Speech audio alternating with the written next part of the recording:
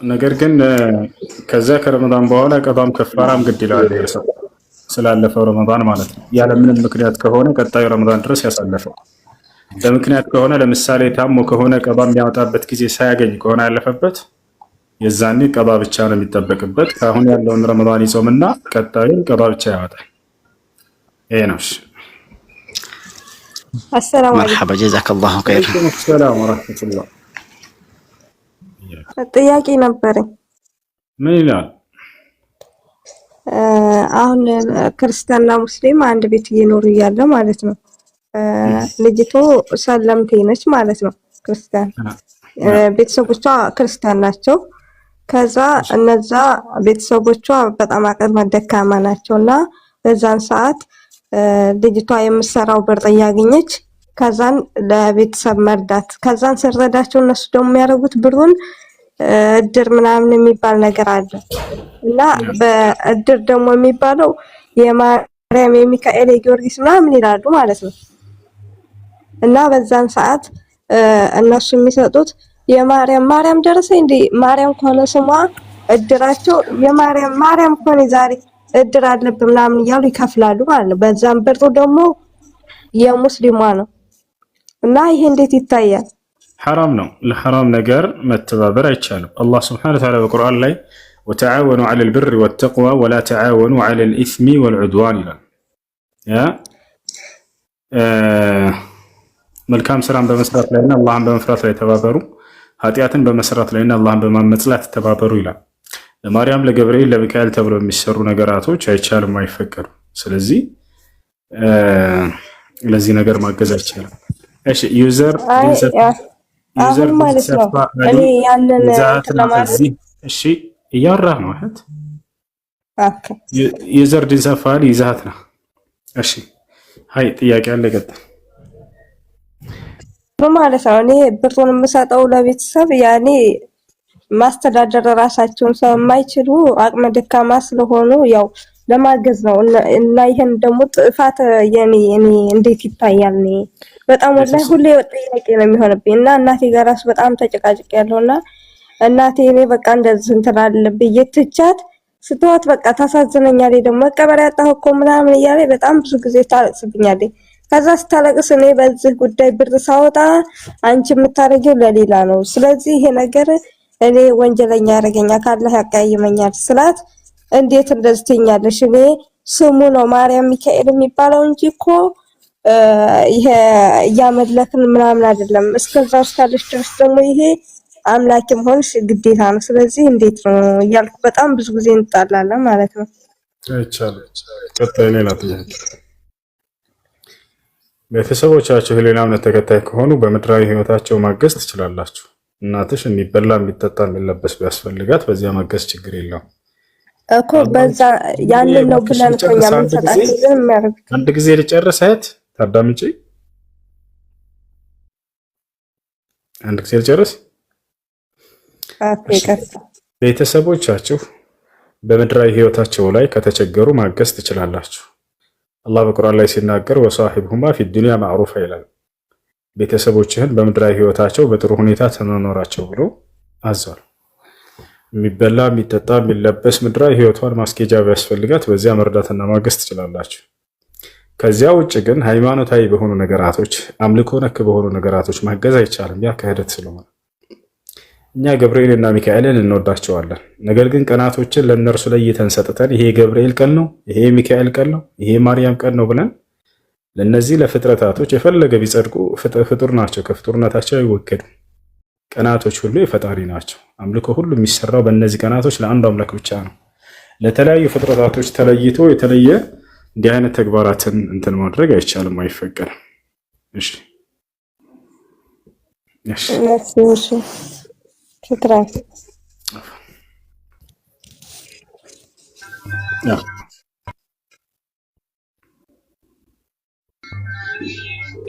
السلام عليكم حسن.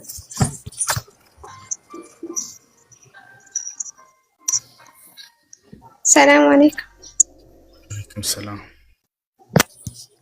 እሺ ጥያቄ ነበር። የዛሬ ዓመት ረመዳን ላይ እህቴ ሙታብኝ ነበር እና ቀዳዋ ነበረበት። ቀዳዋ ማውጣት ይችላል እሷን ቀዳዋ? ነቢዩ ሰለላሁ ዐለይሂ ወሰለም መማተ ወዐለይሂ ቀዳ ሷመ ዐንሁ ወልዩሁ ብለዋል። ቀዳ ያለበት የሞተ ሰው ቤተሰቦቹ ይጾሙለት፣ ስለዚህ ያሰውላል። እሺ ሸዋል ጾም ዕለት ፔሪድ ላይ ብንሆን እሱን ቀዳ ማውጣት እንችላለን? ምን ላይ? ሸዋል አሁን ያለው ጾም ማለት ነው። አሁን ሸዋል አይደለም፣ አሁን ሻዕባን ነው። እሺ ለማንኛውም ትችያለሽ። ይቻላል፣ ቀዳ ማውጣት ትችያለሽ። እሺ ጀዛከላህ ያክ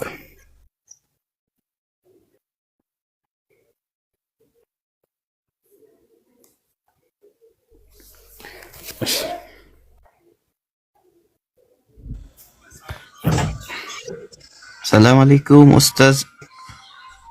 ወአለይኩም ሰላም።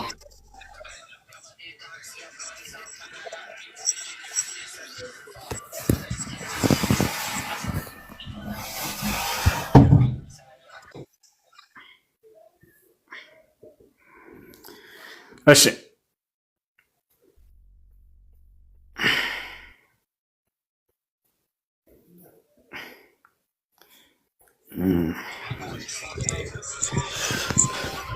ሰላም አለይኩም ኡስታዝ። ወአለይኩም ሰላም። እኔ ጥያቄ እንትን ከካፊሮች ማለት ነሷራዎች ያለ ተወኩል ማለት ባላህ አያምኑም፣ ግን በቃ እግዚአብሔር ብለው ሲለምኑ አላህ ለነሱ የሆነ ነገር የሚያደርግላቸው አላህ ነው። ያለ ተወኩል ያለ ምንም ሪዝን ያለ ተወኩል ማለት ባላህ አያምኑም፣ ግን በቃ እግዚአብሔር ጨረስ። ሄሎ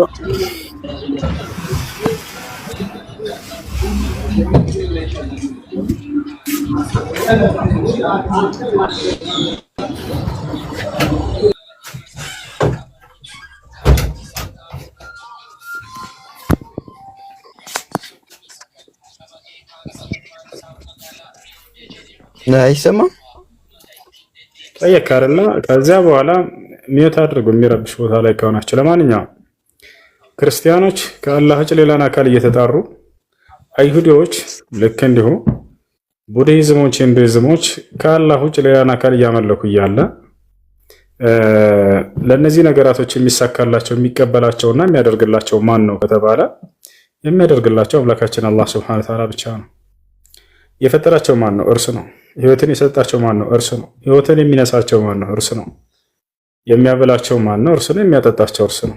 የሚፈውሳቸው ማን ነው? እርሱ ነው። ሌላ ማንም አይደለም። አላህ ምድራዊ ጸጋን ከአማኝም ከከሃዲውም አልዘጋም፣ ለሁለቱም ይሰጣቸዋል።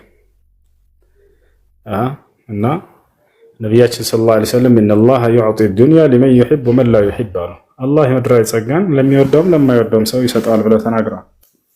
አኺራዊ ጸጋ ነው ዋናው ትልቁ ጸጋ።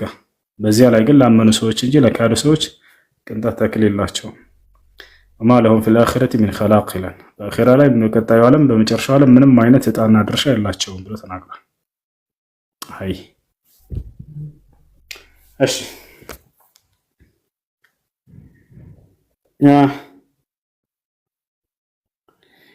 እሺ አድሚኖች ካላችሁ ወመል ሐያቱ ዱንያ ኢላ መታዑል ጉሩር። እሺ ሰላም አለይኩም ኡስታዝ። ወአለይኩም ሰላም ወራህመቱላህ። ሰላም ነው። ሰላም አለይኩም ኡስታዝ። ወአለይኩም ሰላም ወራህመቱላህ። ጥያቄ ነበር ኡስታዝ። ማናይ ማይተው ይኸው በስ አልሐምዱሊላህ ነገ በስ ማናይስ በሐሰኒ ማሐሰኒ ማሻአላህ። እሺ ጥያቄ ምንድነው? ጥያቄ አሁን ለምሳሌ የሞተው ጓደኛ ገነት እንዲያገኝ ምን ማድረግ አለብኝ? ለምሳሌ ዘካ ይሁን ወይስ ቁርአን ምናምን ለሞተ ጓደኛ ዝምድና ቢኖርም ባይኖርም ይደርሳል።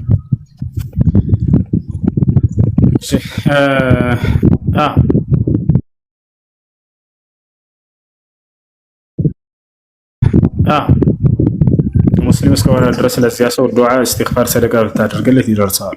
ነቢያችን ሰለላሁ ዐለይሂ ወሰለም ተናግረዋል።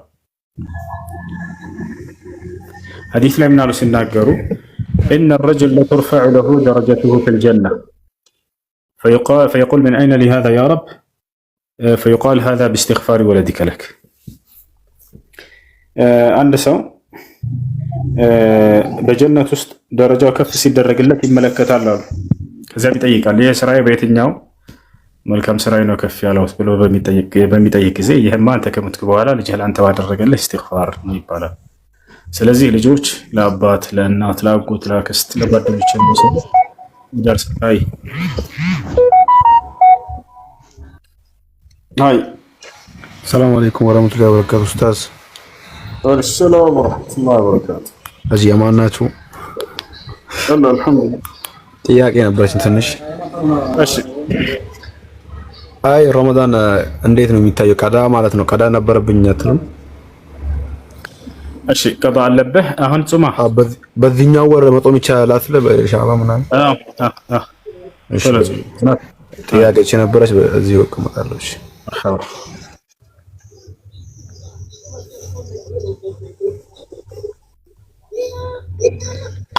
ልጆች አሰላሙ አለይኩም ወራህመቱላሂ ወበረካቱሁ። እሱ እንዴት ነው? ሰላም ወራህመቱላሂ አልሐምዱሊላህ።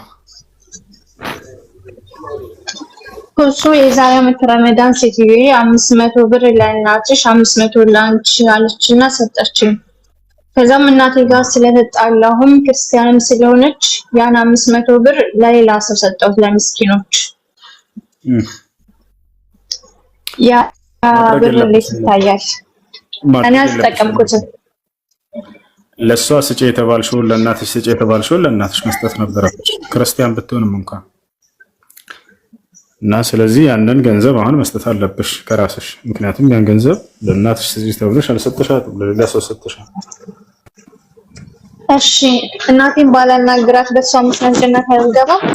ሰላም አለይኩም ወንድሜ ሁሱ። እናትሽን የማታናግሪበት ምክንያት ምንድን ነው? ሰላም አለይኩም። እናትሽን የማታናግሪበት አሳማኝ ምክንያት ካለ ያ ምክንያት ይታያል። እምነትሽን ካልተገኘሽ አንደኛ አትወደኝም፣ ሁለት ደግሞ እሷ አባቷ ልጄ አይደለሽም ብላኛለሽ ማለት ነው። እሷ ነች ልጅ አይደለሽም ያለችሽ? አዎ እሷ እናትሽ ነች። ያው ተጣልታችሁ ባለመግባባት መካከል ላይ የሆነ ንግግር የሚናገሯችሁን ከዚያን ቁም ነገር ውስጥ አስገብታችሁ ለዘላለም አታክርፉ ቤተሰቦቻችሁን። እና ስለዚህ እናትሽን በምድራዊ ህይወቷ መልካም ወይላት ወሳሂብሁማ ፊ ዱንያ ማዕሩፋ ይላል አላህ።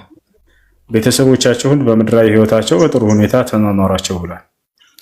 እነሱ ቢያጠፉም እንኳን እኔ ምንም ጥሩ ነገር ባደርግላትም አደረገችልኝም አትለኝም። የሆነ በቃ ምንጊዜም ክፋት ነው እኮ። እሷ መልካም ነገር እንድትናገር ጠብቀሽ አታድርጊ። መልካምን ነገር ከአላህ ፈልገሽ አድርጊ። ያተሽን የምታደርጉላቸው ሰዎች ለእናንተ ምንም ቦታ ላይ ሰጡት ይችላሉ።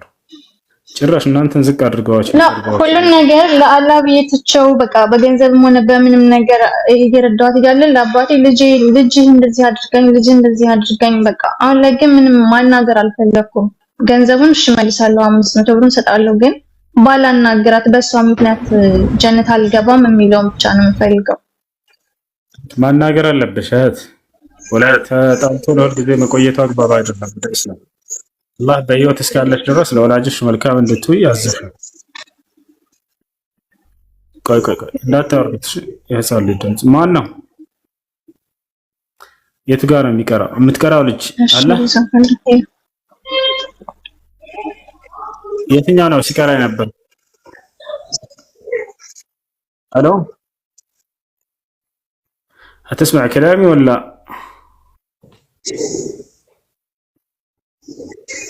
እሺ ቀጥሉ ልጆች። እሺ ከላይ ሰላም ብያለሁ። ማን ነበርክ?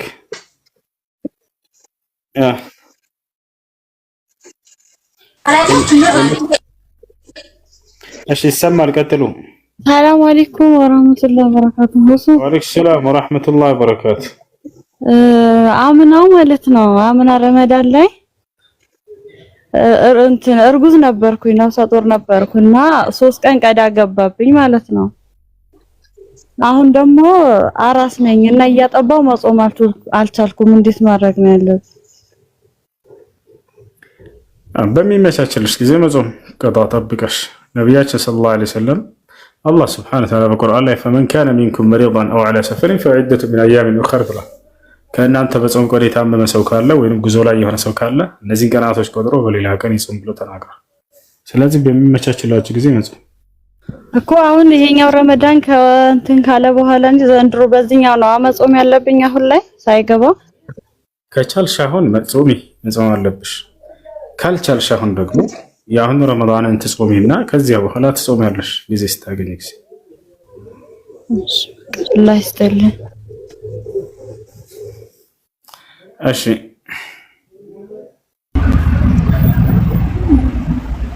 ሰላም አለይኩም እሱ እንዴት ነህ? ወአለይኩም ሰላም ወራህመቱላህ። አንድ የቁርአን ተፍሲር ፈልጌ ነበርና ሱረቱል አህቃፍ ላይ አያ 15 ወሰይና ሊንሳን የሚለውን ቀደም የተነሳው እናት ስለ እናት ሐቅ በተያያዘ በዛው በደንብ ማብራሪያ ብትሰጥበት ብዬ ነው። ጀዛከላሁ ኸይር።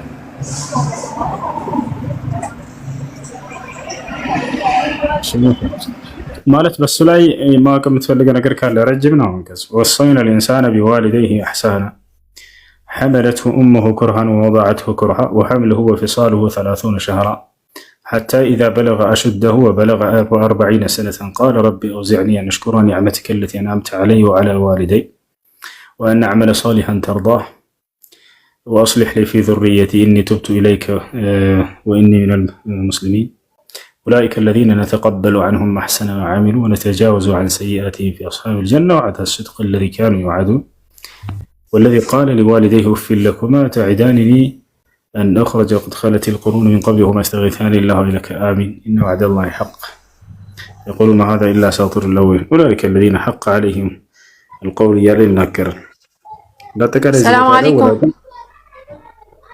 እህት አንዴ ሰው እያወራ ከሆነ ጠልቃ ባትገቢ። ቅድም ያወረዱሽ እያወራኝ እያለሁኝ ደጋግመሽ ሰላምታ ያቀርብሽ። እሺ ሰው እያወራ ከሆነ ይጨርሳል። መርሐባሽ። እሺ መርሐባ። እሺ ለማንኛውም እዚህ ቦታ ላይ አላህ Subhanahu Wa Ta'ala ስለ ሁለት አይነት ልጆች ይናገራል። አንደኛ ለወላጆቹ ታዛዥ መሆን ስላለበት ልጅ ስለዚህ ልጅ ባህሪ ይናገራል፣ ምን እንደሚያገኝም ይናገራል። ሁለተኛ አይነት ደግሞ ወላጆቹን የሚያምጽና የማይታዘዝ የሆነ ልጅ ለዚህ ደግሞ ቅጣት እንደሚጠብቀው ይናገራል። እንዳጠቃላይ እዚህ ቦታ ላይ ለወላጆቻችሁ መታዘዝ እንዳለባችሁ፣ ወላጅን መታዘዝ ምን ያክል ከፍ ያለ ደረጃ እንደሚያስገኝ፣ ወላጅን ደግሞ ማመጽና እነሱን አለመታዘዝ ትልቅ ቅጣት እንዳለው አላህ Subhanahu Wa Ta'ala የተናገረበት አንቀጽ ነው። አይ እሺ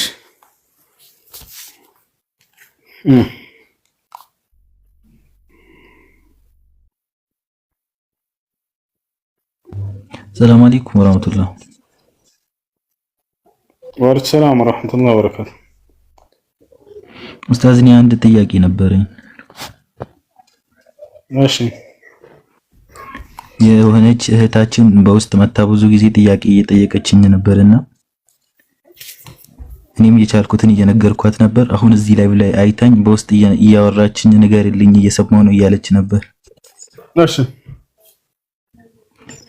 እኔ ዩኒቨርሲቲ እየተማርኩ በጣም ጥንቁቅ ሴት ነበርኩኝ እና ግቢ ውስጥ በጣም ብዙ ወንዶች አሉና ሳልፈልግ እኔን እንትን አሉኝና ያለ ፍላጎቴ ከዛን አረገዝኩኝ።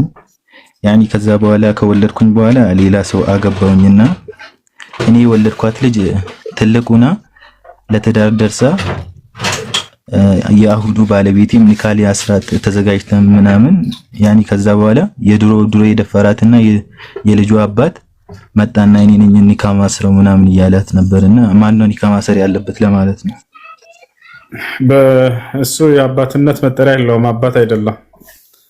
ነቢያችን ሰለላሁ ዐለይሂ ወሰለም ሐዲስ ላይ አልወለዱ ሊልፊራሽ ወሊልአሂር አልሐጀር ብለዋል።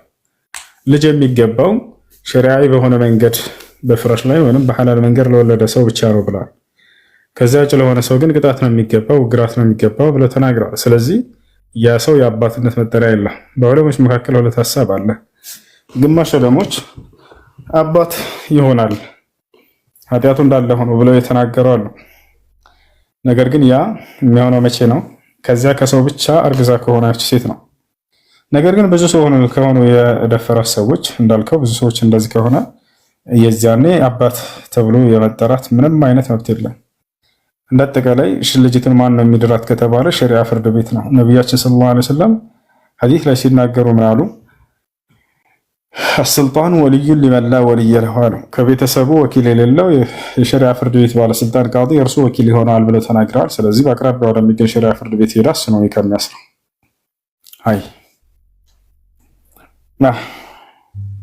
መርሃባ። እሺ አሁን እየሰማች ነው እሷ ራሷ እዚህ ላይ ያኒ እኔ ያሳደጋትም እኔ ነኝ የማስረው እያለ ነበር። ያኛው ደግሞ ዲኤንኤ ምርመራ አምጥቶ ልጅ የኔ ስለሆነች እኔ ነኝ የማስረው እያሉ እየተከራከሩ ነበር። ጉድ አየሽ ባል ሌላሳ እናሳ ሸሪዓዊ በሆነ መንገድ አግብቶ ቢወልድ ነበር የዛኔ አባትነት መጠሪያ የሚኖረው። ጭራሽ ያን ግፍና በደል አድርሶባትም ልጅ አይደነ ይችላል። አላህ ሙስታን። ሃይ ቀጣይ ጥያቄ ከላይ ሲድራ ከላይ ያለሽ ሲድራ። ሰላም አለይኩም እሱ ወአለይኩም ሰላም ወራህመቱላሂ ወበረካቱ። እሺ እኔ አሁን እሱ በጠየቀው መንገድ ሆኖ እንደዚህ አይነት ሰው በእናት በኩል ባለው ቤተሰብ ነው አይደል የሚጠራው? እሺ የዛ ሰው አሁን ለምሳሌ በእናቱ ወንድም እየተጠራ የእናቱ የወንድሞቹ ልጆች አጅነቢ ናቸው? መጠራት አስመልክቶ በዝሙት የተወለደ ልጅ በዑለሞች መካከል ብዙ ሀሳብ አለ። አንደኛው ምንድነው በዛው በሰውዬ ሊጠራ ይችላል የሚል አለ። ቅድም እንዳልኩት ከአንድ ሰው ጋር ብቻ ከሆነ ያን ነገር ያደረገችውና ከዚያው ከሰው ብቻ መውለዷ ከተረጋገጠ። ሌላው ሀሳብ ምንድነው በእናት ስም መጠራት የሚለው ነው። ለዚህ ማስረጃ ግልጽ ማስረጃ በቁርአን ላይ አላህ ከነቢያቶች መካከል አንድ ነቢይ በእናቱ ስም ነው የሚጠራው። ማን ነው በእናቱ ስም የሚጠራው ነቢይ? አባት ስለሌለው በእናቱ ስም የሚጠራው ነቢይ ማን ነው? በቁርአን ላይ የመለሰ ሽልማት የለውም፣ ያልመለሰ ግን ሽልማት አለው። በቃ ስለመለሳችሁ ተሰለም። ለማንኛውም ዒሳ ዓለይሂ ሰላም ዒሳ ብኑ መርየም የማርያም ልጅ ዒሳ ተብሎ ይጠራል። በእናት መጠራት ይቻላል። لأنه ولد من غير أب ያለ አባት ስለተወለደ። ስለዚህ ያ ነው። ሌላኛው ምንድነው አንድ ልጅ አብደላህ በሚል መጠራት ይቻላል ብለዋል ዑለሞች። ለምሳሌ የተወለደችው ልጅ ሸጊት ከሆነች ሸጊት አብደላህ ተብላ ትጠራለች ማለት ነው። አስካል ከሆነችም እንደዛ አስካል አብደላህ ትባላለች። እና አብደላህ በሚል መጠራት ችግር የለውም ይባላል። ሌላው በልጅቱ አባት ለምሳሌ በዝሙት የወለደችው ሴት አለች። አባት ካላት በዚያ በሰውዬ ወደዚያ ይጠጋል። የእርሱ ስም እንደወለች ስም ይጠቀሙታል ማለት ነው። ይህ ሁሉ ይቻላል፣ ችግር የለው። እሺ የዚች ሴት ልጇ ነው ያለች፣ ልጇ ነው ለሷ ዘመድ ይሆናል፣ ለእርሱም ዘመድ ይሆናል ማለት ነው። ወይንም ሴት ከሆነች ለምሳሌ የልጅ ሴትየዋ አባት ወይንም የልጅቱ የህፃኒቱ አያት ለሷ መሕረም ነው፣ ወይንም ወንድሞቿ መሕረም ናቸው። ገብታችኋል? ወይንም አጎቶቿ መሕረም ናቸው፣ ከዘመድ ይቆጠራሉ። ችግር የለም።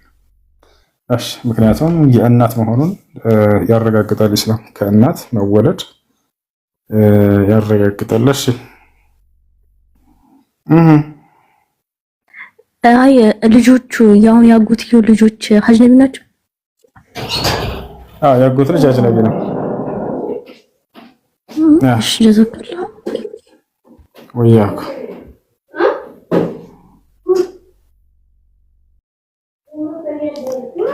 ሰላም አለይኩም እሱ ወአለይኩም ሰላም ወራህመቱላህ። ጥያቄ ነበረኝ። እሺ ሁለት ረመዳን ሙሉ ረመዳን አልጾምኩም እና በሰደቃ ይቻላል ስላሉኝ ነው። እንዴት እንትኑን ንገረኝ። በሰደቃ የሚቻለው ከታመምሽና በዚያ ህመም ምክንያት ብትጾሚ በጤናሽ ላይ ችግር የሚፈጥርብሽ እንደሆነ ዶክተሮች ሁለትና ከዚያ በላይ ካረጋገጡልሽ ያም የህመሙ አይነት ኢዛ ካነ መረድ ሙዝሚን ከአንቺ ጋር የሚዘወትር ዘላለማዊ ህመም ካለብሽ ነው። ነገር ግን ከዚያ ውጭ ከሆነ ቀጣ ነው የምታወቁት። ከዚያ ውጭ ከሆነ ግን ቀጣ ነው የምታወቁት። አላህ ሱብሓነሁ ወተዓላ በቁርአን ላይ እንደተናገረው እሺ አላህ ወአለይኩም ሰላም አላህ እንደተናገረው ፈመን ካነ ሚንኩም መሪዳን አው ዐላ ሰፈሪን ፈዒደቱ ሚን አያሚን ኡኸር እንዳለው ከእናንተ በጾም ቀን የታመመ ሰው ካለ እነዚህን ቀናቶች ቆጥሮ በሌላ ቀን ይጾማቸው ነው ያለው። ህፃኑን ልጅ እስኪያስገባ እኔ በወሊድ ምክንያት ነው ሁለቱንም ያልጾምኩት። እውነት ነው የጌታ ሰው ዘመን። ስለዚህ መጾም ግዴታዬ ነው። አዎ አሁን ከተሻለሽ መጾም ግዴታ ነው። መጣሻለ ይስጥልሽ። አሚና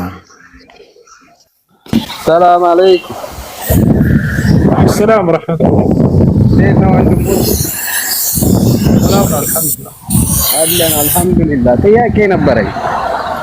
ምን ይላል ጥያቄው? ምን መሰለህ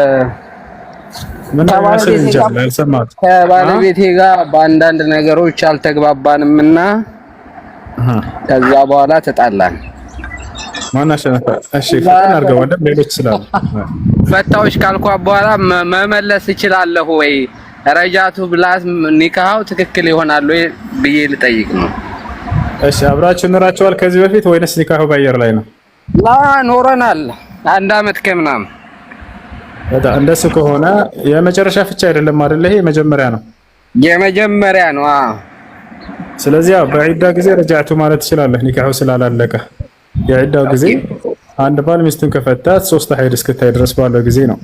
በዚህ ጊዜ ረጃቱ ካልክ ወደ መልሻለሁ ካልክ ኒካህ ይመለሳል። ኦኬ አመሰግናለሁ። አላህ ይስጥልኝ። መርሐባ። እሺ ሃይ እስቲያቅ ያላችሁ? ወአለይኩም ሰላም ወራህመቱላህ።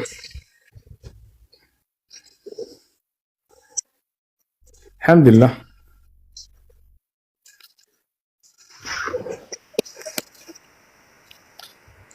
ሰምቼሽ ቆይ የመለስኩ ነው። ጥያቄሽ ምንድን ነው? ወደ ጥያቄያችሁ ኒካ አስሬ ነበረ ማለት ነው እና ልጁ አልወደድኩትም ማለት ነው። ኒካ ካሰርን በኋላ እኔ ያለሁት ውጪ ነው፣ እሱ ኢትዮጵያ ነው። መጀመሪያ የተሾው ነበር የወሰንሽው ማለት በአካል አልተገናኘንም። ያኔ በስልክ ለ2 አመታት ያህል አወራን ማለት ነው እና ለኔ በጣም ብዙ ነገር አድርጎልኝ ስለነበረ በጣም መልካም ልጅ ስለነበረ በቃ የትዳር ጥያቄ ሲያቀርብልኝ ከዛው እዚህ እንዳለሁኝ ኒካ አሰርን ማለት ነው። እሺ ከዛው በቃ እኔም ደግሞ ኢትዮጵያ ከዛው እንደማላፈቅረው አቅ ነበረ። ግን ከሂደት በኋላ በቃ ለሱ የሆነ ነገር ይኖረኛል ብዬ አስቤ ነበር። ከዛው ኢትዮጵያም ገባሁኝ። ስገባ ግን በቃ ምንም ልጁ በቃ ለወደው ላፈቅረው አልቻልኩም ማለት ነው። ልጁ ግን በጣም መልካም ልጅ ነው፣ በጣም ጥሩ ሰው ነው ማለት ነው እና ፍቺ ለመጠየቅ ፈልጌ ነበር። ይቻላል? በነቢያችን ሰለላሁ ዐለይሂ ወሰለም ጊዜ አንዲት ሴት ባል አገባች። አብረው እየኖሩ እያለ ልክ እንደዚህ ልጅ ተከሰተባቸው። በቃ ልትወደው አልቻለች። ከዛ ሄደችና ለነብዩ ሰለላሁ ዐለይሂ ወሰለም ተናገረች። አንተ የአላህ መልእክተኛ ይህን ሰው እኔ ልወደው አልቻልኩም ብላ ተናገረች። ልወደው አልቻልኩም፣ ስለዚህ ኒካ እንዲያወርድልኝ እፈልጋለሁኝ አለች። ሴት ሰውየው ደግሞ በጣም ይወዳታል። ባልየው በጣም ሞቶ ይወዳታል። እዛኔ የውመል ቂያማ በሱ ምክንያት ጀሀነም እሳት መግባት አልፈልግም፣ ባሌን ሳልታዘዝ ቀርቼ ውዴታ ከውስጤ ስለወጣ ምንም ፍላጎት የለኝም በቃ አለች። ሳልታዘዝ ቀርቼ ውዴታ ከውስጤ ስለወጣ ምንም ፍላጎት የለኝም በቃ አለች። ሳልታዘዝ ቀርቼ ውዴታ ከውስጤ ስለወጣ ምንም ፍላጎት የለኝም። ኮሜንት ላይ ለምን ይላል? ምክንያቱም ተገልጿል። ምክንያቱም ምን መሰላችሁ? ከሌላ ወንዶች ጋር አንድ ቀን ቁማ አየችው። ወታች አለርና ከሌላ ወንዶች ጋር አንድ ቀን ቁማ አየችው። ስታየው ጊዜ ቁመት ወረደ፣ ማን ነው አቋም ወረደባት። ምክንያትሽ ምንድነው ብለው ነብዩ ሰለላሁ ዐለይሂ ወሰለም ሲጠይቋት ከዛ አንድ ቀን ቁሞ አየሁት ከጓደኞቼ ጋር በቃ ወረደብኝ። ከዚያ በኋላ ከልቤ ውስጥ ወጣለች። በቃ ምንም ማድረግ አይቻልም። ከጠላሽ ጠላሽ ነው። አይ የጠላሽው የግድ መኖር አለብሽ አላሏትም ነብዩ ሰለላሁ ዐለይሂ ወሰለም። እየጠላ ህይወት የለም። ስለዚህ እንዲያወርድልኝ እፈልጋለሁ አለች። ከዚያ በኋላ ሴት ልጅ ከእሷ ከሆነ ፍቹ የመጣው የዛኔ ሲያገባት ጊዜ የሰጣትን መህር ብቻ ትመልስለታለች። ከሱ ቢሆን ኑሮ ምንም ነገር አትመልስለትም። ነቢያችን ሰለላሁ ዐለይሂ ወሰለም ሲያገባሽ ጊዜ የሰጠሽ ምንድን ነው አሏት። የአትክልት ስፍራ ነው አለች። ትልቅ መሬት ነው የሰጣት። ነቢያችን ሰለላሁ ዐለይሂ ወሰለም ሀል ተሩዲነ ለሁ ሐዲቀተህ አሉት። ያንን የአትክልት ስፍራ ትመልሽለታለሽ? እሺ አሏት። ወዚያድ ያ ረሱላላህ አለች። አረ ጭማሪ ጨምሪ ካላችሁኝም እጨምራለሁ አለች። እንደው ጭማሪ ጨምሪ ካላችሁኝም እጨምራለሁ። ምንም ሳልፈታም ብላት ነበር ስለሚወዳት። ይፈቻል ግን የጠላሽ የግዴታ መኖር አለብሽ ብለው አልጨቀኗትም ሴት ልጅ ነብዩ ሰለላሁ ዐለይሂ ወሰለም። ይፈቻል ስለዚህ አይ ጭማሪ እንኳን አያስፈልግም ማለት ግን ሲያገባሽ ጊዜ የሰጠሽን ብቻ ሩዲ ለሁ الحديقة የአትክልት ስፍራ መልሽለት። ወጠልቅሃ አሉት። አንተም ደግሞ ፍታት አሉት። ፈጠለቀሃ الرجل ሰውየውን ፈታ። ስለዚህ አሁንም ይህን ሰው ልትወደው አልቻለችም። ብቻች በዚያው በነብዩ ሰለላሁ ዐለይሂ ወሰለም ጊዜ ተጠይቆ በተመለሰው መልስ ዛሬ የሚመለስ ሲያገባሽ ጊዜ የሰጣሽ መህር ካለ ያንን መህር ትመልሽለታለሽ። በስነ ስርዓት የፍቺን ስነ ስርዓቱ ይካሄዳል። ይሄ ነው። እሺ እሱ አሁን ለኔ ነው ፍቺ ማቅረብ ያለብን ማለት ለኔ ነው የሚለኝ በቃል ወይስ ለቤተሰቦች ላዚም ሆነ? ቤተሰቦች እንኳን አይደለም ያገባቸው አንቺን ነው። ስለዚህ አንቺን ፈትቼሻለሁ ካለ በቂ ነው። ምስክር ቢኖር መልካም ቤተሰቦች፣ ነገር ግን ግዴታ አይደለም። ኢንሻአላህ። እሺ ጀዛከላ መልካም መርሐባ። እሺ ከላይ ክርስቲያን ጓደኛ ጥያቄ አላት ያልሽው ምትሽ ናቸው። ወራህመቱላሂ ወበረካቱ። አለይኩም ሰላም ወራህመቱላሂ ወበረካቱ። እሺ ያውዝሃ ላይ ጠይቃት ግን ምንድነው መጽሐፍ ቅዱስ እንዲያጠይቀኝ ብላለች። ችግር የለውም። ሰላም ሁሴን አልሐምዱሊላህ እግዚአብሔር ይመስገን። እኔም ጠይቅ ጥያቄ ማለት ነው ማለት አይምሮ ላይ ከፈጠረብኝ ጥያቄ ነው እንጂ ስለ መጽሐፍ ቅዱስ አላውቅም። አብሽር ኦርቶዶክስ ነኝ። እማምነው በአንድ ፈጣሪ ነው። እሺ እና ደግሞ ማለት ነው ስለ ሃይማኖት ሲመሰረት በፊት ከ2000 ክፍለ ዘመን በፊት ሃይማኖት የለም ነበረ።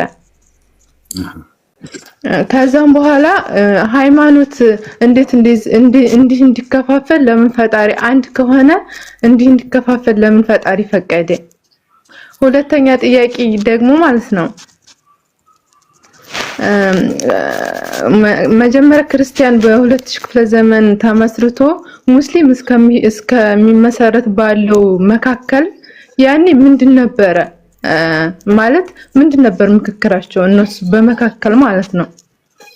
መልካም እና ፈጣሪ ዓለምን የፈጠራት ፈጣሪ አንድ ከሆነ ለምን እኛ እንድንወዛገብ ፈጣሪ ለምን ለሰው ልጅ ምርጫ ሰጠ? መልካም ጥሩ ጥያቄ። በመጀመሪያ ሃይማኖት ከ2000 ዓመት በፊት የለም ነበር ከዚያ በኋላ ነው የሚለው የተሳሳተ ንግግር ነው። የሰው ልጆችን ሙሉ ታሪክ የሚያውቀው ወላሂ ቁርአን ነው። ደስ አይልም? ክርስትና ጋር ብትሄዱ ትክክለኛ ሃይማኖት ክርስትና ነው ተብሎ ይታሰብና ከማን ጀምሮ ነው ግን ከክርስቶስ ጀምሮ ነው ይላቸዋል። ከዛ በፊት ስንት ትውልድ አልፏል። ስለዚህ ማን ነው የሚነግረው? ኢስላም ነው። እናታችን አላህ Subhanahu Wa Ta'ala በቁርአን ላይ ሲናገር ምን ይላል? የቀደሙት ነቢያቶች ሁሉ ሃይማኖታቸው ምን እንደሆነ ይገልጸዋል። ብቸኛው መለኮታዊ መጽሐፍ ዓለማችን ላይ የነቢያቶች ሃይማኖት የተገለጸበት እስልምና ሃይማኖት ላይ ብቻ ቁርአን ላይ ነው። የአምላክ ቃል ከሆነ ሃይማኖት መቼ ከቀደምቶቹ ጀምሮ ምን አይነት ሃይማኖት እንደነበራቸው ሊናገር ይገባል። ምክንያቱም ሌላካቸው ራሱ አምላክ እንደሆነ ገልጿል። የመረጣቸው ራሱ አምላክ ነው። ቃሉን የገለጣቸው አምላክ ራሱ ነው። ስለዚህ እምነታቸው ምን ነበር የሚለውን መጽሐፉ ላይ መገለጽ አለበት። ሄዳችሁ ብትጠይቁ መጽሐፍ ቅዱስ ላይ የለም በቃ እምነታቸው። ነገር ግን ወደ ቁርአን ብትመጡ እንዳለ የሰው ልጅን ታሪክ የያዘ መጽሐፍ ስለሆነ እምነታቸው ምን እንደነበር ቀደምት ነቢያቶች ሁሉ ይገልጽላችኋል። ታዲያ ስለነ አብርሃም ምን ይላል? ማ ካነ ኢብራሂም የሁዲየን ወላ ነስራንየን ወላኪን ካነ ሐኒፈን ሙስሊማ ይላቸዋል ቁርአን።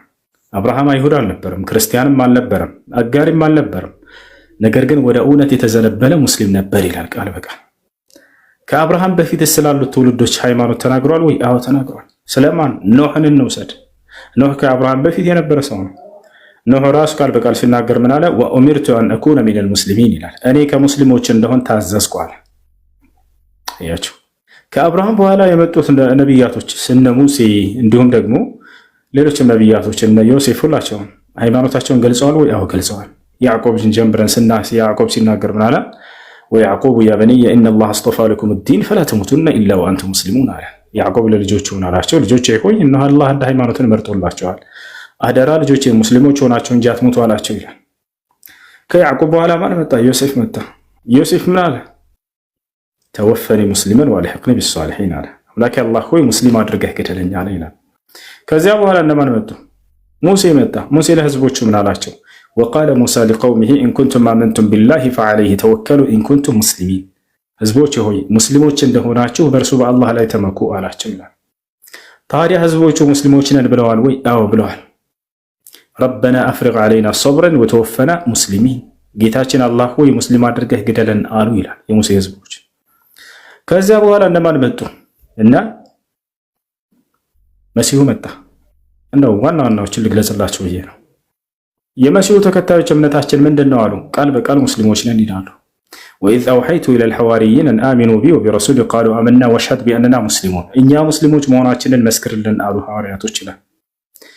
ስለዚህ እነዚህ ሁሉ የቀደሙት ነቢያቶች ሙስሊሞች እንደሆኑ ቃል በቃል ይናገራል። ሃይማኖት የመጣው ከ2000 ዓመት በኋላ ነው ከክርስቶስ በኋላ ነው የሚል በፍጹም የለም። ከዚያ በፊት ጀምረው ነቢያቶች ሁሉ አንድና ብቸኛ የሆነውን ሃይማኖት አምላክ ደንግጎ እንደሰጣቸው ይናገራል።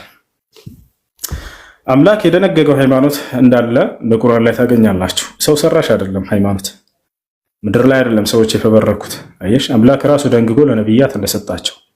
በሌላ መጽሐፍቶች ላይ ግን ብትሄዱ አምላክ ሃይማኖትን ይህን ሃይማኖት ደንግጎላቸዋል የሚል አታገኙም። የትኛውም ቦታ ላይ ሰዎች ናቸው የሚሰሩት ምድር ላይ ገብቷቸው። አላህ በሱራ አሊ ዕምራን ላይ ምዕራፍ 3 ቁጥር 19 ላይ ኢነ ዲነ ዒንደላሂ ልኢስላም ይላል። ከእኔ ከአምላካችሁ ዘንድ ቀጥተኛው ሃይማኖት እስልምና ሃይማኖት ነው ይላል ቃል በቃል። ከዚህ የበለጠ ረፍት የለም። ወላሂ የእስልምና ሃይማኖት በአምላክ እውቅና የተሰጠው ሃይማኖት ነው። በቃ እኔ ነኝ የደነገኩላቸው ይህን ሃይማኖት ብሎ ይናገራቸዋል። በቃ እንደምትድኑ እርግጠኛ ናቸው ሙስሊሞች።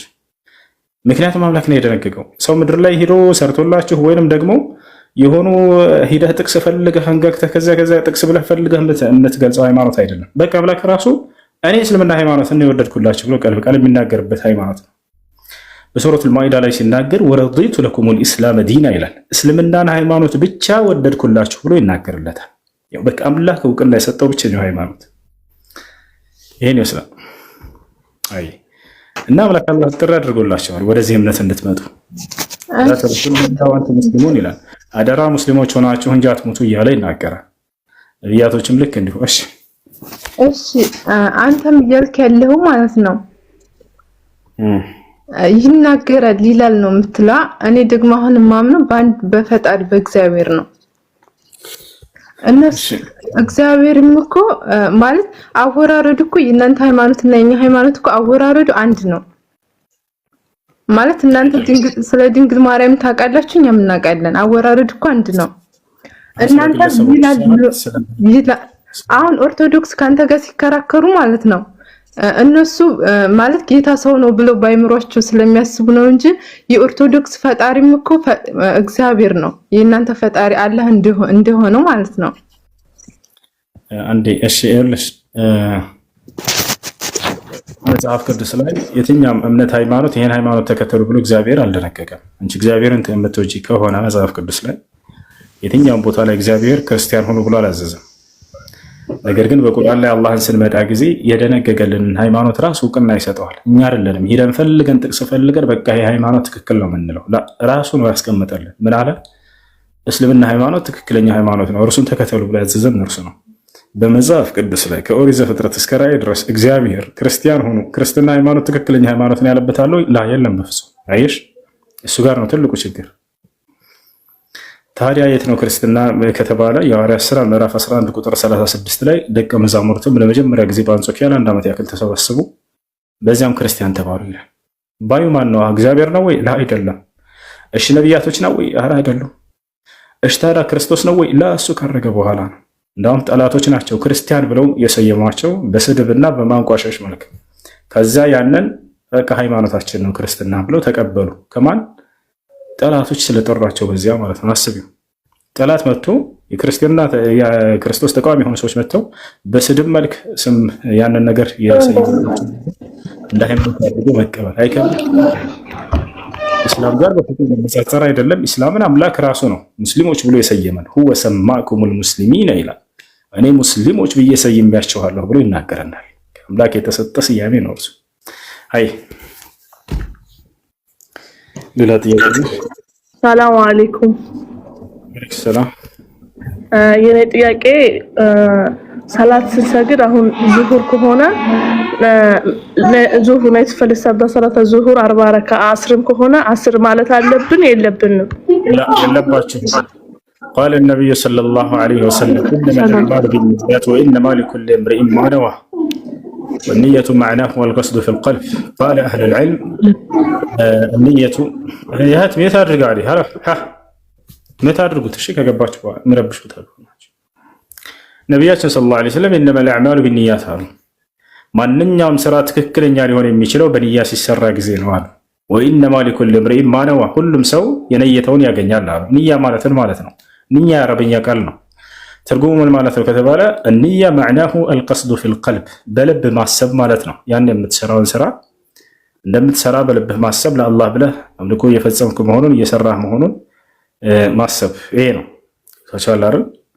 ስለዚህ ማንኛውንም ስራ ስትሰሩ ይህን ነገር ማሰብ ግድ ይላል ማለት ነው። ያ ነው። ታዲያ ሶላትን ሊሰግድ ሲል ከሰውየው በአንደበቱ ያንን ንያ መግለጽ አለበት ወይ? ላ አንያ ያኒ توجد في القلب በልብ ውስጥ ነው የምትገኘው። التلفظ بالنية بدعة كما قال العلم። ንያን በአንደበት መግለጽ ይሄ ቢድዓ ነው። ነብዩ ሰለላሁ ዐለይሂ ወሰለም ሆነ ሰሃቦች አላደረጉት። ንያ محلها القلب خلاص። ንያ መገኛ ቦታዋ ልብ ላይ ነው። ስለዚህ በልብሽ አሰብሽውን አላህ ሱብሓነሁ ወተዓላ ያውቀዋል። ዙሁርን ልትሰግዱ ከሆነ ዙሁርን እንደምትሰግዱ በልባችሁ ማሰብ خلاص በቂ ነው። ነገ ረመዳንን ጾም እንደምትጾሙ በልባችሁ ካሰባችሁ በቂ ነው። ቃለ ሸይኹል ኢስላም ኢብኑ ተይሚየህ ረሒመሁላህ ተዓላ መን ኸጠረ ፊ ቀልቢሂ አው ፊ ባሊሂ ቢአነሁ ሰየሱሙ ገደን ፈቀድ ነዋ። በአእምሮ ላይ የነገውን ቀን እጾማለሁ የሚል ሀሳብ ያደረበት ሰው خلاص ነይቷል፣ ጨርሷል ብሎ ተናገረ። ነገን እጾማለሁ ጌታዬ ተቀበለኝ ምናምን ብላችሁ መናገር አይጠበቅባችሁም። ሶላትም እሺ እስከ ዛሬ እያልኩ ነበረ፣ ችግር የለውማ። ያለፈው አልፏል፣ ችግር የለውም። አፈላሁ ዐማ ሰለፍ፣ ስላለፈው አላህ ይቅር ይላችኋል። ከዚህ በኋላ ስታውቁ ጊዜ ደግሞ ማስተካከል ነው። እሺ የቀድሞ ልጅ የጀመርሽው ጥያቄ ካለሽ ቀጥይ። የክርስቲያን ልጅቱ ጥያቄ አለሽ? እሺ ቀጥሉ ሌሎች። ሰላም አለይኩም ወአለይኩም ሰላም ወራህመቱላሂ ወበረካቱ። ሁሱን አንድ አጭር ጥያቄ አለኝና ብዙውን ጊዜ ተቃራኒ ሃይማኖትም ለምንጽር የሚያመጡት የአማርኛ ቅዱስ ትርጉም ቁርአን አለ እና ፍቺው በየቶቹ ነው የታተመ? ያኒ ፍቺው ሙሉ ለሙሉ እንትን እውነት ነው ብለንም ታስበው? ለምሳሌ አርrahማን አለል አርሽ እስተዋ የሚለውን በስልጣኑ አርሽ በላይ ተደላደለ ብሎ ነው ያስቀመጡት። ያኒ ይሄ በአለል ሱኒ ነው እሱ ላይ ስህተት ነው። አርrahማኑ አለል አርሽ እስተዋ ስልጣን የሚል ቃል አረበኛው ላይ በፍጹም የለም። ስልጣን የሚል ቃል በስልጣን በኦሮምኛ ትራንስሌትና በአማርኛ ራሱ ፍቺ ላይ ይለያያል። ያኒ ያንን መጽሐፍ ያልተመጣው ሰማን እኮ ወንድሜ፣ ስህተት ነው እሱ ላይ ስህተት ነው አልኩኝ። የአላህ ባህሪያቶችን በሚተረጉም ጊዜ ፈሰሩህ على منهج الاشاعره وعقيده الاشاعره በዚያ መንገድ ላይ ነው የፈሰሩት። እሱ ላይ الرحمن على العرش استوى የሚለው ላይ አላህ በስልጣኑ ተደላደለ የሚል የለም በፍጹም አረበኛው ላይ። በስልጣኑ የሚል በፍጹም አረበኛው ላይ የለም። الرحمن ወዘኛው ላይ አላህ ማለት ነው ሲፋ من صفاته سبحانه وتعالى ይሄንን ከአርሽ በላይ ከፍ አለ። አንዴ ልጨርስ። ሰለፎች ምን ብለው ፈሰሩት ከተባለ ይሄንን ሙጃሂድ እና አቡል ዓሊያ የሰሃባ ተማሪዎች ናቸው። ሙጃሂድ ኢብኑ አባስ ተማሪ ነው። አቡል ዓሊያ የኢብኑ መስዑድ ተማሪ ነው። የሰሃቦች ተማሪዎች እንዴት ነው የፈሰሩት ከተባለ استوى يعني على وارتفع ብለው ፈስረውታል። አላ ማለት ከአርሽ በላይ ሆነ፣ ارتفع ማለት ከአርሽ በላይ ከፍ አለ። አለቀ። ይሄ ነው የሰለፎች ተፍሲር። እሺ አይ ስህተት የለበትም ማለት ነው። በዚያ ላይ ከተጠቀሙት ችግር የለውም። በአላህ ባህሪያቶች ላይ ያለው አዳምን በእጆች የፈጠርኩት የሚለውን በኃይሌ ብለው ፈስረውታል። እዚህም ላይ ቁዋ ተብሎ አይፈሰርም በፍጹም። እሱም የአሻዕራዎች ተፍሲር ነው። በፍጹም ስህተት ነው። እሱ አይ ቀጥል። ያ ጥያቄ ያለው ሰው ነው። ሰላም አለይኩም። አለይኩም ሰላም ወራህመቱላህ። ጥያቄ ነበረኝ። ሁሱ ምን ይላል? ሁለት ባለትዳሮች እየኖሩ ያሉ ሲጣሉ ወንድየው አልፈልግሽም፣ ከዚህ በኋላ አንቺ እንደ እህቴ ነሽ፣ ለአንቺ ስሜት የለኝም ቢላት ኒካሁ ይወርዳል ወይስ አይወርድም? ኒካን ለማውረድ አስቦና ነይቶ ከሆነ ይሄ ሰው ይሄን ቃል የተናገረው ይወርዳል። ካልሆነ ግን አይወርድም። እሱ ነው ይሄን ያለበት ምክንያት ለሶስት ይከፈላል። እህቴ ነሽ ቢላት አንድ ሰው ሚስቱን አንደኛ ፍችን አስቦ ከሆነ የተናገረው ኒካሁ ይወርዳል። ሁለተኛ ደግሞ ፍቅርን ለመግለጽ ለምሳሌ ባል ሚስቱን የኔ እህት ቢላት ፍቅሩን ለመግለጽ ከሆነ ችግር የለውም ይቻላል። ሶስተኛው አንቲ ከባህሪ ኡሚ እንዳለው በነብዩ ሰለላሁ ዐለይሂ ወሰለም መፍታትን አስቦ ሳይሆን ፍቅርንም አስቦ ሳይሆን ደግሞ ሶስተኛው ምንድነው በቃ በግንኙነት ሁኔታ አንቺ ለኔ ልክ እንደ እናቴ ነሽ፣ እናቴን መገናኘት በእኔ ላይ እርም እንደሆነ ሁሉ ከዚህ በኋላ አንቺ ለእኔ ልክ እንደ እናቴ ነሽ። በዚያ በግንኙነት ግን ፍችን አላሰበም። ይሄ ኒካህ ይወርዳል ወይ? ኒካህ አይወርድም፣ ግን ቅጣት አለበት። ይሄን ቃል ከተናገረ ሰውየው ከሶስቱ አንድ ቅጣትን እስካልተቀጣ ድረስ በፍጹም ሊቀርባት አይገባም። በሱረቱል አልሙጃዲላ መጀመሪያው ገጽ ላይ ተገልጸዋል። ሶስቱ ገብቷቸዋል። 2 ወር በተከታታይ መጾም አለበት። ካልቻለ 60 ድሃ መብላት አለበት። ይሄ ገብቷቸዋል። ይሄን ከተቀጣ የዛኔ ከባሪያን ከባርነት ቀንበር ነፃ ማውጣት ነው ሶስተኛው። ይሄ በዚህ ዘመን ስለሌለ እሱ ይታለፋል።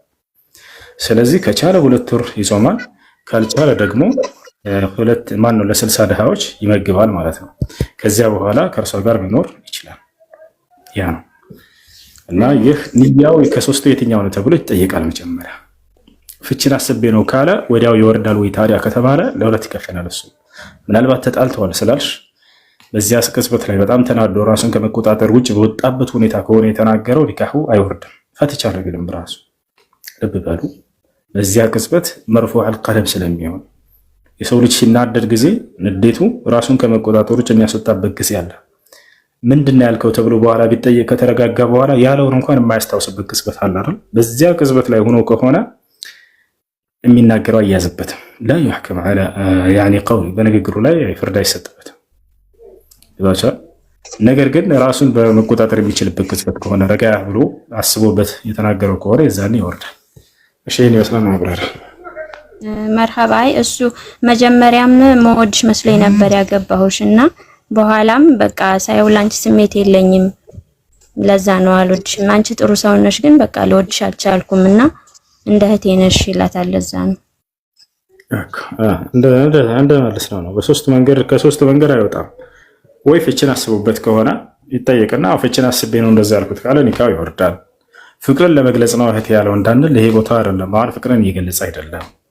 ሶስተኛው ደግሞ እኔ ፍችን አላሰብኩም ግን እናቴ በእኔ ላይ እርም እንደሆነች ሁሉ አንቺም በእኔ ልክ እንደ እናቴ እርም ነሽ በግንኙነት አንፃር ብሎ እናስቡበት ከሆነ ደግሞ ከሶስት አንዱ ቅጣት ይጠብቀዋል። ካልሆነ አትቀርበውም፣ አይቀርባትም። አንደኛ 2 ወር ተከታታይ መጾም፣ ካልቻለ ለ60 ድሃ ማብላት፣ ካልቻለ ባሪያን ከባርነት ቀንበር ነፃ ማውጣት። እሱ በዚህ ጊዜ ስለሌለ ከሁለት አንዱ የሆነ ቅጣቱ ማለት ነው። አይ ወአለይኩም ሰላም መርሐባ። እሺ አይደ ከያዛችሁ ቀላል መስለኛል። ጀዛከላህ ኡስታዝ ወላሂ በጣም ገራሚ በጣም ገራሚ። እስካሁን ድረስ እኔ የምጠይቀው ነገር ለምንነኩት እናንተ የሐረግ አንድ ታወራለሽ ብራዘር ታወራለህ። አንዴ መጀመሪያ የኡስታዝን በደንብ አድርጌ ልጨምርበት። ጀዛከላህ ኡስታዝና በቃ አንድ ግልጽ የሆነ መስፈርት ያስቀመጥክልን ቅድም ገልጽ ነበር፣ ያው በደንብ አልተወራበትም እና ነው ያው ያ ጀማ ቅድም ብያችሁ ነበረ። ዑስማን ረዲየላሁ ዐንሁ ራሱ መጽሐፉን ከጻፈ በኋላ ምንድነው የሚያደርገው? ቃሪ ቁርአን የሚያስቀራ ይልካል። ለምን? ቁርአን የቃል መጽሐፍ ስለሆነ። አያችሁ አይደለ? ዑስማን ረዲየላሁ ዐንሁ መጽሐፉን ከጻፈ በቃ መጽሐፍ አላችሁ ራሳችሁ አንብቡ አይደለም ያላችሁ፣ ራሳችሁ አንብቡ ሳይሆን ያላቸው ቁርአን የሚያስነብብ ደግሞ ልኮላቸዋል። ለምን ካልን ቁርአን የሚነበበው ነብዩ ባቀሩበት መንገድ ስለሆነ። አላሁ አክበር። ጀዛኩሙላህ። በጣም ገራሚ ሐሳብ። አሁን ኢንጂል ሚውት አንሳና ወደ ቀደመው ሐሳብ እንመለስ። ወደ ቅድሙ ሐሳብ እንመለስና በቂራትም ደረጃ ሰነድ ሳይለ ሰነድ ከፍቼ በምን እንደተቀራ እናያለን ማለት ነው። አሁን አንተ ቅድም ምንድን ያልከኝ ሙሉ ፊደል የተቀየረበት ካለ ሳይ ቆይ አንድ መጀመሪያ ላውጣ። አዎ አሁን እኔ የምልህ ሐፍሳ ጋር ያለው መጽሐፍ ብቻ ከሆነ እስካሁን ድረስ የምጠይቀውን ጥያቄ እናንተ ምንድነው አልነካችሁትም ጭራሽ። ማለት ተሽኪሉ ላይ ብቻ ነው ሐረካቱ ላይ ብቻ ነው ሰርክል እየሰራችሁ ያላችሁት እንጂ የኔ ጥያቄ ያልነካችሁትም። እኔ እያልኩኝ ያለሁት አንድ መጽሐፍ ካለ ሐፍሳ ጋር ያለው መጽሐፍ ብቻ ከሆነ ያ ቃል ነው የሚገለበጠው። ባይሆን እናንተ እንዳላችሁት ምንድነው የተለያየ አቀራር ሊኖረው ይችላል። ያው ራሱ ሆኖ ያው ቃል ሆኖ የተለያየ አቀራር ሊኖረው ይችላል። that's okay ችግር የለም። እሱን ተቀብያችኋለሁ። ምን እያላችሁ እንደሆነ ገብቶኛል። ነገር ግን የቃልስ ራሱ ልዩነት አለ።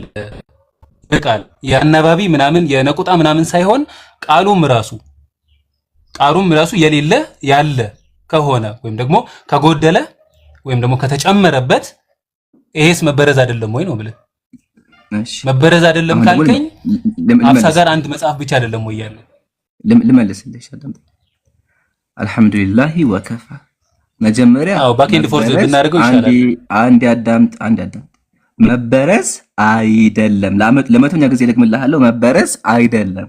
ከአላህ እስከመጣ ድረስ አላህ ቁርአን አንብበት ያለበት መንገድ እስከሆነ ድረስ መበረዝ አይደለም 100%። ለምን አምላካችን ቁርአን ያወረደው አምላክ ይሄንን ቁርአን በዚህ መንገድ አንብቡን ስላለን ዘጋ። አሁን ግን አንተ ማድረግ አለብህ። ጥያቄ ምንድነው? የሐፍሳ ሙስሐፍ ላይ ታዲያ እንዴት ተጻፈ ነው ጥያቄ አይደለ? ስለዚህ ምን ታደርጋለህ? ይታያል። ሙስሐፎች አሉኝ እኔ የተለያዩ ማኑስክሪፕቶች አሉኝ፣ ሰነዶችም አሉኝ። ቅድም አሳይቻለሁ። ሰነዶችም አሉኝ፣ አውጥቼው ነበር ቅድም። ሰነዶችም አሉኝ። ስለዚህ አምጣውና ልዩነት ያልከውን የቃል ልዩነት አለው ያልከውን አምጣውና ማስረጃህን አቅርብና ከዛ በኋላ የሐፍሳ ሙስሐፍ ላይ እንዴት እንደተጻፈ የኦስማን ሙስሐፍ ላይ እንዴት እንደተጻፈ እናስረዳሃለን። መጀመሪያ ግን አንተ አሁን ማስረጃ አቅርብ። ዝም ብለህ ኢፍ ያለው ይሄ ፖለቲካ ይባላል። ከዚህ በኋላ አሁንም ቆይ አንድ አዳምጥሽ። አሁንም አልጨረስኩም ማለት ኦኬ በቃ እንደዛ ከሆነ እንዴ ሶሂህ ቡኻሪ ሐዲስ ቁጥር ስንት? እንደዛ ደስ ይለኛል። ቡኻሪ ኢምራን ይሄንን እንትን ካላችሁ ግን 49 44 አውጣልኝ። ቆይ የመጨረሻ ነው ኤንጅል። ቆይ የመጨረሻ ነው። እሺ ያ ይሄን ጥያቄ ከተመለሰማ በቃ ምን ያን ያህል ማዘምም ራሱ አልፈልግም። እሺ ቡኻሪ ስንት? በቃ አሁን ወማ خلق الذكر والانثى وخلق 49 44 መለስና አለቀ ማለት ነው። ከዛ እሺ ቀጥል ቡኻሪ ሳሂህ ቡኻሪ 49 44 4944 ያ ከፍቼዋለሁ። እሺ እንደዚህ ይላል صحيح البخاري مجمع قال فأيكم يحفظ أشعار إلى القمة راسو ينبب አጣምብለት ራሱ አንብቦ ልዩነቱን እንገርህና ከዛ በኋላ ተብራራበታለህ። እንደዛም ይቻላል ለማላች ለገባው ችግር የለም። ምን ችግር ያለው ማለት ቢያነበው እሱ ራሱ ምን ችግር ያለው? አይ አይደለም። አሁን ኡስታዝ ትክክል የሆነበት ለምን መሰለህ? ያንተ ራስህ ማስረጃ ስለሆነ ማስረጃህን አንብበህ እዚህ ቦታ አልገባኝም በል። በዚህ ልንገርህ አንተ ከማንበብህ በፊት አቡኪ ነግሮሃል መልሱን። እንቀጥል። አንብበው መጀመሪያ አንዴ ከዚህ በፊት ከሱ ጋር አውርተን ነበር። አይ አስወርዶኝ ነው። እሺ አንብበው። በጣም ጥሩ። እሺ ትንሽ ዝቅ አድርግልኝ። ትንሽ አይታይም? the companion of Abdullah bin Mas'ud came to Abu Darda በጣም ብለር አድርጓል ግን እኔ ጋር ይታያል። መነጽር አይ ቲንክ መነጽር ነው እንጂ እኔ ጋር ይታያል። አብደላ ቢን መስዑድ የአብደላ ቢን መስዑድ ጓደኞች ወደ አቡ ዳርዳ ጋር መጡ። and before they arrived at አይታይም አሁን ወደ ወይ እንትን በለው at his home ወደ ቤቱ በደረሱ ጊዜ ማለት ነው። ገና እየደረሱ እያለ he looked for them and found them አገኛቸው እነሱን። then he asked them who among you can recite Quran as Abdullah recite it? ከናንተ ውስጥ አብደላህ ሪሳይት እንደሚቀራ የሚቀራ ማን ነው አለ። they replied እነሱ ደግሞ አሉ ምን አሉ? all of us አሉ ሁላችንም እንቀራለን። ከዛ እሱ ደግሞ he said ምን አለ? who among you knows እስቲ ትንሽ ተቆርጧል። who among you knows it by heart ይላል። ማን ነው ከናንተ ውስጥ በልቡ የያዘው አለ። ከዛ በኋላ they pointed at አልቃማ ነው ብለው ጠቆሙ ወደሱ። ከዛ then he asked አልቃማን ጠየቀው how do you hear Abdullah bin Mas'ud reciting Surah al-Layl የሌሊቱ ምዕራፍን እንዴት እንደሚቀራ አብደላ እንዴት ይቀራ እንደነበረ ጠየቀው አልቀማን ማለት ነው። ከዛ በኋላ ምን አለ? by the male and the female አለ በወንድና በሴት ብሎ መለሰ። ከዛ በኋላ I testify that I heard me prophet reciting it likewise እኔም ራሱ እንደዚህ ሲሉ ነው የሰማሁትኝ ነብዩ መሐመድ ሲቀሩ የሰማሁትኝ እኔም ልክ እንደዚሁ ነው አሁን እሱ እንዳለው ማለት ነው። ከዛ በኋላ but these people want me to recite it እነዚህ ሰዎች ግን ከሱ ጋር ያሉ ማለት ነው ከሱ ጋር የሚኖሩ ናቸው። እነዚህ ሰዎች ግን ምን ይላል?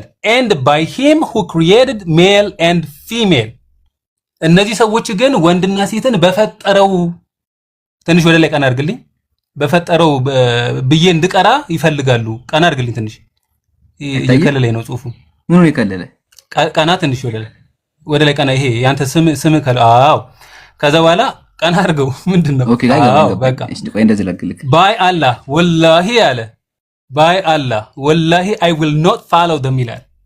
እነሱን አልከተላቸውም ምክንያቱም አንደኛ የአብደላ ቢን መስዑድ ጓደኞችን በሙሉ አብደላ ቢን መስዑድ የሚቀሩትን ያቃል። አቡ ዳርዳም ራሱ ልክ እንደነሱ ነው ወንድና ሴትን ነው የሚለው በወንድና በሴት። ከዚህ ከአቡ ዳርዳ ጋር ያሉ ሰዎች ግን እነዚህ ሰዎች ግን እኔ ወንድና ሴትን በፈጠረው ብዬ እንድቀራ ይፈልጋሉ። ወላሂ አልከተላቸውም እነሱን አለ። ስለዚህ ወንድና ሴትን በፈጠረው ነው እነዚህ የነብዩ ተከታዮች የአቡ ዳርዳ የአብደላ ቢን መስዑድ ጓደኞችና ራሱ አቡ ዳርዳ የቀራው አቀራር ነው ትክክል ከነብዩ የሰሙት ወይስ እነዚህ ሰዎች አልከተላቸውም እነዚህ ሰዎችን ያላቸው ሰዎች ናቸው ትክክል? የትኛው ነው ትክክል? በጣም ገራሚ ጥያቄ ባይዘዌ በዚህ ሐዲስ መሰረት አንዴ በዚህ ሐዲስ መሰረት ሱሐቦች ምን ያክል ቁርአንን ከነብዩ አንደበት ብቻ እንደሚቀበሉ እንመለከታለን። ሁለተኛ ደግሞ ቁርአን እንዴት እንደሚቀራ እንመለከታለን። አሁን ነው አንዴ ቃል በቃል እየፈታ ነው ታደንቅ የትኛው ነው ግን ትክክል? ቆይ ሁለቱም ትክክል ኢምራን የትኛው ነው ትክክል? ሁለቱም ትክክል ነው። ወማ ኸለቀ የሚለው በኋላ ወደ ቆይ ቃል በቃል እየፈታ ነው እሺ ወማ ኸለቀ ማለት ሐረካት አይደለም አይደል? ቆይ ረጋ ብለህ ቃል በቃል በራስህ ነቁጣም አይደለም አይደል? ቃል ነው ለምን አትልም? ቆይ ረጋ በልና በራስህ አንደበት ላሰመን ረጋ በል እሺ እንደዚህ ይላል ቃለ ቀዲማ አስሐቡ አብዱላህ አላ አዎ እኮ አንተ ብመልስልኝ ቆይ ረጋ በል ወገኔ ቆይ መጀመሪያ ሐዲሱን እየፈታን እንምጣ አዎ አንተ መጀመሪያ መልስልኝ ቆይ መጀመሪያ የቃል ልዩነት ነው እዚህ ጋር እስቲ አንድ አዳምጠኝ እስቲ አንድ የቃል ልዩነት አለ ወይስ የለም? ቆይ አንድ አዳምጠኝ አይደለም እኔ ያልኩህ ምን የቃል ልዩነት አለ ወይስ የለም? ሐዲሱን ላንብበውና አንተ እዚህ ሐዲስ ላይ ራሱ ላሳመን ይልኩ አሰማኝም እንዴ እዚህ ሐዲስ ላይ ራሱ ላሳመን ይልኩ እኮ ነው አቡኪ ኢብሮ ምናልከኝ ሀቢቢ መጀመሪያ ከማሳመን በፊት እኔ መጠይቅህን መልስልኝ እኮ ነው የቃል ልዩነት አለ ወይስ የለም? የቃል ልዩነት አለ ወይስ የለም? እንዴ መሰል አለ ትክክል በአቡ ደርዳ ዘጋበ ከሆነ አለ እንዴት እንደሆነ አስረዳ እንዴት ነው ካለ አቡ ደርዳ ሲቀራ ወخلق وما خلق الذكر والانثى ብሎ አለም ይቀርብ والذكر والانثى ብሎ ነበር ይቀርብ ግን ቀጥሎ ደግሞ አላሁ Subhanahu Wa Ta'ala وما خلق الذكر والانثى የሚል አውርዷል። ማስረጃም ያው እዚህ ጋር አዘጋጅቼልሃለሁ አስነብብሃለሁ። አሁን ቃል በቃል እየፈታንም ተሐዲሱ ቃል በቃል በጣም ጥሩ እዛ ሀፍሳ ላይ ያለው መጽሐፍ ላይ وما خلق የሚለው አለ وما خلق የሚለው አለ وما خلق የሚለው አለ አሳይሃለሁ እሱ ማስክሪፕት ስላለኝ አሳይካለሁ አሁን ረጋ በል አትቸኩል ሀፍሳ ላይ አለ ኡስማን ላይም አለ አሳይካለሁ ረጋበል በጣም ጥሩ ስለዚህ ተሳስተዋል ማለት ነው የነብዩ አብደላ ቢን መስዑድና ተከታዮቹ በሙሉ አቡ ዳርዳም ራሱ እሱን ላሳይክና እንደ ተሳሳተ ላሳይክ ያልከው ነው። ቆይ አንዴ ረጋበል አሁን ቃል በቃል ሐዲሱን እየፈታን እንምጣ እንደዚህ ይላል ቃለ ቀዲማ አስሐቡ አብዱላህ አላ አቢ ደርዳ የአብዱላህ ሱሐቦች ጓደኞች ወደ አቢ ደርዳ ቤት መጡ فطلبهم فوجدهم አገኟቸው አለ فقال ايكم يقرأ على قراءه عبد الله يا عبد الله አቀራ ከናንተ ውስጥ የሚቀራው ማን ነው አለ ቃለ ኩሉና ሁላችንም አሉ ቃለ ፈአይኩም يحفظه እንዴት ነው በጣም ጎበዝ ሐፊዙ ማን ነው አላቸው ወአሻሩ ኢላ አልቀማ ወደ አልቀማ ጠቆሙ ቃለ كيف سميته يقرأ والليل اذا يغشى والليل اذا يغشى የተባለውን አንቀጽ እንዴት ነበር ሲያነብ የነበረው አለ ቃለ አልቀማ والذكر والانثى አልቀማ ምን አለ እኔ እንደሰማሁ ከሆነ የሚቀራው والذكر والانثى በሆነው አለ ቃለ አሽሃዱ አኒ ሰሚዕቱ النبي صلى الله عليه وسلم يقرأ هكذا الله اكبر የአላህ መልእክተኛ እንደዚህ ሲቀሩ ሰምቻቸዋለሁ አለ። አሁን ኢንጂል ጥያቄ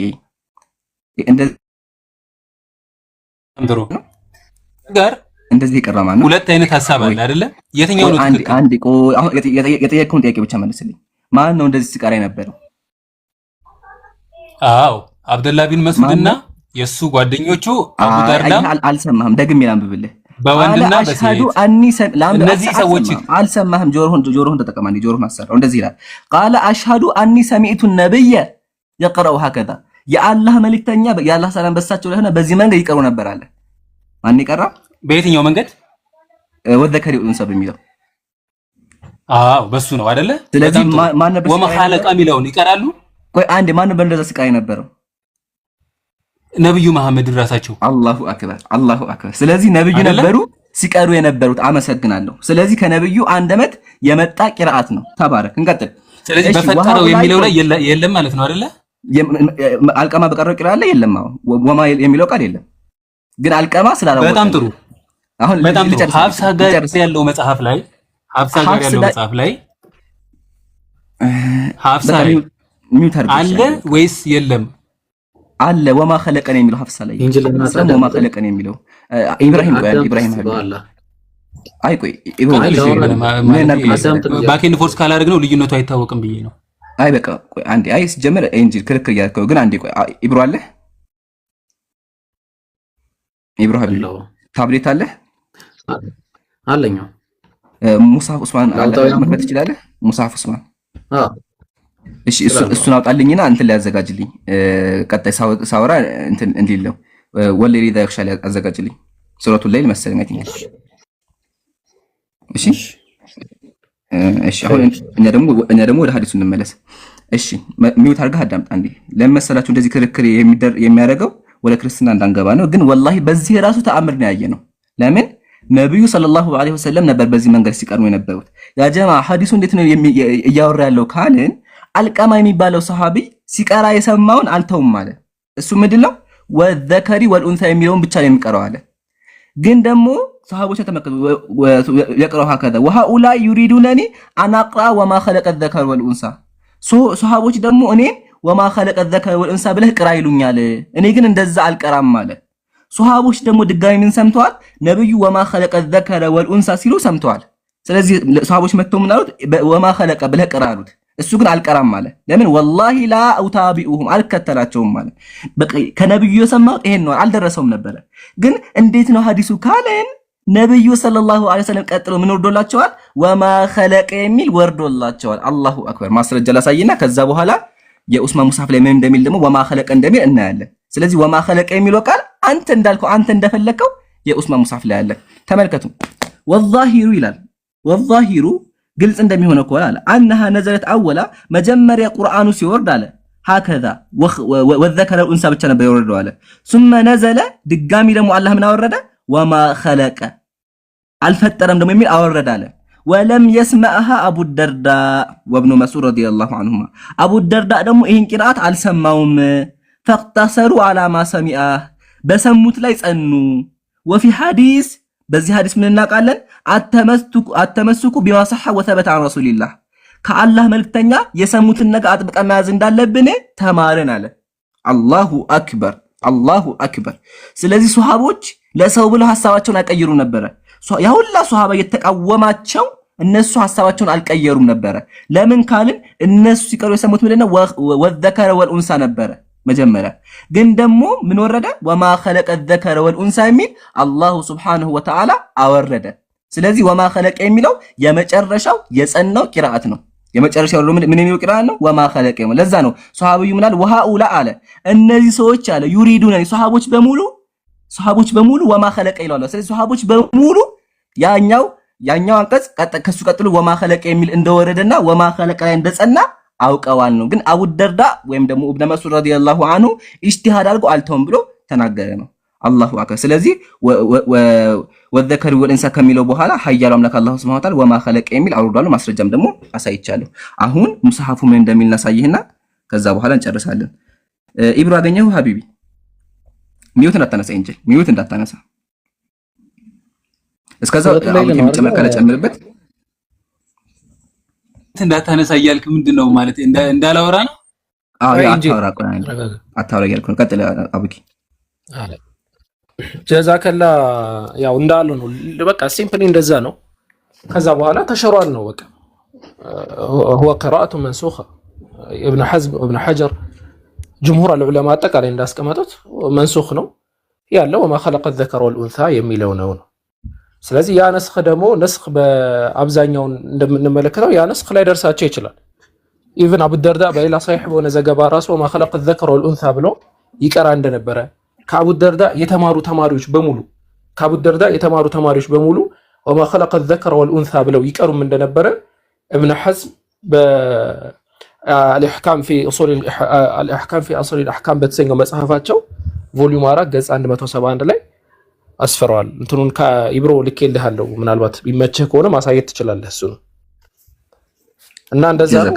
ቀጥታ በቃ ሐሳቡን ተጠቅልሎ ምንድነው ወዘከሪ ወልኡንሳ ከሚለው በኋላ ኃያሉ አምላክ ምን የሚል አውርዷል? ወማ خلق الذكر والأنثى የሚል አውርዷል። ወማ خلق الذكر والأنثى የሚለው ጸንቷል። ለዛ ነው ወገኔ አንተ ባመጣው ሐዲስ መሰረት ራሱ ሱሐቦች ወሃኡላ ብሎ ሱሐቦች በሙሉ ወማ خلق ብሎ እንደሚያነቡ ያስቀምጡ። ስለዚህ አላህ Subhanahu Wa Ta'ala የራሱ የቃሉ ባለቤት ያኝን አንቀጽ ሲሮታል ነው። ምን በሚል ሻር ወማ خلق በሚል ሲሮታል ነው።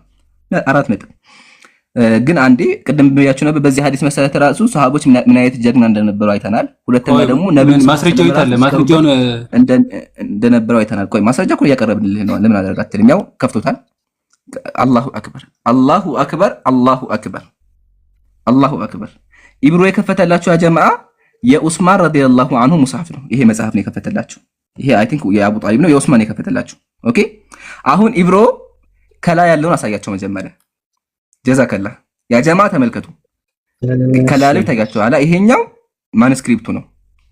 ቢስሚላሂር ረህማኒር ረሂም እስታንዲ አይ ከስራለችው ሱረቱል ለይል ቁጥሩን ላይ ቆይ አንዴ ሱረቱል ለይል ወለይል ኦኬ ታችኛዋ መሰለች ታችኛዋ ወለይል ኢዛ የግሻሃ ወሰማኢ ወማ በናሃ እሺ ኦኬ ቁጥር 12 ላይ ቁጥር 12 ላይ ነው ያለው ቢስሚላሂር ረህማኒር ረሂም ይላል። እሺ ከዛ ቁጥር 13 እሺ ቁጥር 13 ኢዛ ይኸውልህ እሺ ከፈር ኢብሮ ከፈር ጋር እንዴ አላሁ አክበር ከዚህ በላይ በቃ ምንም ነገር የለም። ያ እሺ ቆይ አንዴ ቢስሚላሂር ረህማኒር ረሂም ወለይሊ ኢዛ የግሻ ወነሃሪ እሺ ወማ خلق ሁለተኛ መስመር ላይ ጎስቲ ወማ خلق ወይም ደግሞ ዋናው ማኑስክሪፕቱን አይታችኋል። አሁን ኢብሮ ያሳያችኋል ማኑስክሪፕቱን ነው ጥንታዊ ቅጂውን ነው። አሁን ግን ጥንታዊ ቅጂው ስለምናየው ከስራ ያለውን ደግሞ አርግልንም ማለት ከስራ ያለው ነው። ከዛ ከላይ ደግሞ ፈልገን እናሳየዋል። ከስራ ያለው ይሄ ቁጥር 13 እዚህ ጋር የምታዩት ቁጥር 13ቱ ያውና ይሄን ነው የሚናገረውና ምን አለ ቁጥር 13 ያው ኢዛ የግሻ አለ ቆይ ከዛ ወነሃር ኢዛ ተጀላ አለ ከዛ ቁጥር 13 ከዛ ምን አለ ኦኬ እሺ ቁጥር 14 ላይ እሺ ተጀላ የምትለዋ ቁጥር አለች ያው ተመልከቱ። ከዛ ኦኬ ቁጥር ወማ خلق الذكر والأنثى ያው ተመልከቱ ቁጥር 14 ላይ ወማ خلق الذكر والأنثى ተመልከቱ ያው ራሱ ወማ خلق الذكر والأنثى ያው በደንብ አስመርባት ማለት አንድ ስክሪንሾት አድርገህ አስመርባትና ከዛ ደግሞ ያሁኑን ዘመናዊውን ክላሲኩን አድርግልን። ክላሲኩን ደግሞ ታደርግልናለህ። ኸይር ግን ፔጁን ንገረኝ እስቲ። በጣም ገራሚ ነው ኢብሮ። ፔጁን ንገረኝ አንዴ ላውጣው እኔም ከላይ። እሺ ቆይ እቺን ላርጋት አንዴ። አያችሁ ያ ጀማዓ እንደዚህ ነው ሙስሊሞች ቁርአን ላይ ስንጠይቅ እንደዚህ ነው የምንመልሰው። ከጥንታዊ ቅጂዎች እየከፈትን የምናሳየው እንዴ ምኑን የመለስከውኝ ነው? ቆይ ወገኔ ቆይ። እሺ እስቲ ከስራ ያክስራለችው 807 ኦኬ ወማ خلق الذكر والأنثى ወማ خلق الذكر والأنثى አላሁ አክበር አላሁ አክበር አላሁ አክበር። ስለዚህ በማኑስክሪፕት ራሱ ልጅ ወደ ተመለስ ወገኔ ተመለስ። ሚውት አድርጋለህ አንተ መከላከል ስለፈለክ ነው። ተመለስ እባክህን በጉልበት አምላክ ተመለስ፣ በጌታ ስም ተመለስ ብያለሁ። እንዳትሄድ ክርስትና ላይ እንጠይቀዋለን። እስካሁን እንደዚህ ሲከራከር የነበረው ክርስትና ላይ እንዳንገባ ነው። ግን ወደድክም ጠላህም ክርስትና ይከፈታል ዛሬ። እሺ ስለዚህ አጀማ አያችሁ አይደለ? ከማኑስክሪፕት ራሱ ወማ خلق الذكر والأنثى የተጻፈው አሳይተናል። የተጻፈው ምን ተብሎ ነው? ወማ خلق الذكر والأنثى ተብሎ ነው የተጻፈው። አሁን ደግሞ ይሄን ያሳየነው ኢብሮ ከምንድነው ካለ ከኡስማን ረዲየላሁ ዐንሁ ሙስሐፍ ከዚህ መጽሐፍ ከኡስማን ረዲየላሁ ዐንሁ ሙስሐፍ ነው ያሳየን። ይሄ ትልቅ ስኬት ነው፣ በጣም ትልቅ ስኬት ነው። አቡኪ አጠቃለውና ከዛ ልጁ ገብቶ ይገባል ብዬ አስባለሁ። ከሄደ በዛ ፈርቷል። አጠቃለውና ከዛ በኋላ ወደ ቀጣይ መልፈለም ማለት ነው። ኢብሮ ጀዛከላ ይሄ ሁሉ አሁን ለማምለጥ የሚደረግ እንትን ነበር። ኦልሞስት አልቋል። ይሄ አህሩፍና ቂራአትን አስመልክቶ ምንም ራይብ ያለው ነገር የለም። ሁሉ ነገር ግልጽ ነው፣ እንደምትመለከቱት ነው። አህሩፍና ቅራአትን አስመልክቶ እኛ ሙስሊሞች የምናስተምረው አስተምሮ ሊትራል ነው። አሁን ይሄንን እስቲ ላሳያችሁ። አንድ ይሄንን የተመለከተ አንድ ሶስት እንትኖችን ላሳያችሁ። አላህ እንትን ካለ አጠር እናርገውና ነስኽ የተደረገ መሆኑን እነዛን በጣም ጥንት ከሆኑ አሁን ያሉ እንትኖችን አይደለም የምንጠቀመው፣ ባይዘው ጥንት የሆኑ መጽሐፍቶችን ማለት ነው። እና ኢብኑ ሐዝም አልዛሂሪይን አልአህካም የተሰኘው መጽሐፋቸው ላይ ያስቀመጡትን ነገር እንትን ማለት እንችላለን። አሁን እዚህ ጋር አስመልክቶ أنه أقرأها والليل إذا يغشى والنهار إذا تجلى والذكر والأنثى ካለ በኋላ ይሄንን ምን ብሎ ነው ያስቀመጠው? قال أبو محمد وهذا خبر صحيح مسند عن النبي صلى الله عليه وسلم قال أبو محمد إلا أنها قراءة منسوخة period። ያው የምትመለከቱት በዚህ መጽሐፍ ላይ ቮሊዩም 4 ገጽ 171 ላይ እና 170 ላይ ታገኙታላችሁ ማለት ነው። ስለዚህ አሁን የፈጠነ ግባና ያለውን ነገር እንትን ትለዋለህ። እኛ ደግሞ ማንኛውም ከነብዩ መሐመድ ሰለላሁ ዐለይሂ ወሰለም በኩል የመጣን ማንኛውም ቅራአ አስሉ ከአላህ ነው ብለን ነው የምናምነው። ከዛ መካከል ዑስማን ረስም ሲያደርግ ነስኽ የተደረጉ አሉ። ለምሳሌ ያ የነብዩ መሐመድ ሰለላሁ ዐለይሂ ወሰለም ጸሐፊ የነበረውና ከዛ በኋላ ክዶ በክህደቱ ላይ የሞተው የሆነው ግለሰብ አንድ እንትን የሸነገለው አንዱ ነገር ምንድነው? እኔ አዚዙን ሐኪም የሚለው ላይ ረኡፉር ረሂም እያልኩኝ እጽፋለሁ። ከዛ ረሱላህ እኔ አዚዙን ሐኪም የሚለው ቦታ ረኡፉር ረሂም ብዬ ልጻፍ ወይ ስላቸው ኡክቱብ ይሉኛል፣ ጻፍ እንደፈለክ ጻፍ ይሉኛል ብሎ ነበር የተናገረ። እና ያ ከሰባት አህሩፎች መካከል አንዱ ነበረ፣ ሙጋየር ይደረግ ነበር። ረኡፉር ረሂም የሚለው አዚዙን ሐኪምም የአላህ ባህሪ ነው። ኢላ አየተል ዐዛብ በአየተል ጀና ብቻ ነበር ማይቀየር የነበረው ማለት ነው። ያም ጭምር አሁን ነስኽ ተደርጓል። ነስኽ የተደረገው በጣም ብዙ አሉ። ከዛ ውጪ ግን አንዳንድ የያዛቸውም ደግሞ አህሩፎች አሉ። ጀዛኩሙላ ካለ ይምጣና ሐሳቡን እንትን ይቀጥል። ሲጀመር ወአለይኩም ሰላም ጄክ ቀጥል ሐቢቢ። በዚህች ላይ ሐሳቡን አዲስ ሐሳብ አይደለም፣ ያው ኮፒ ፔስት ነው ያደረገውና በመሰረቱ የኩፋ ሰዎች እነሱን ተከትለው አቢ ደርዳ እና ከአልቃማ የተዘገበውን ዘገባ ተከትለው በዛ መልኩ አልቀሩም። ከዛ በኋላ ወማ خلق الذكر والانثى የሚለውን ነው በዛ ነው የሄዱት እንጂ والذكر والانثى በሚለው አልቀጠሉም እስካሁንም ድረስ ማለት ነው። ምክንያቱም በዛ ሰነድ ብቻ ነው የመጣው። ሌላኛው ደግሞ ሚን አያት ነስኽ ነው፣ ቲላዋ መንሱኽ የሆነ አንቀጽ ነውና ይሄንን አስመልክቶ ኢብኑ ሐጀር አልዓስቀላኒ في كتاب فتح الباري في شرح صحيح البخاري ላይ በግልጽ ይናገራሉ ይሄንን ማለት ነውና እስቲ ላሳያችሁ። ምናልባት እስቲ አንዴ ሰፍለት አደርጉኝ።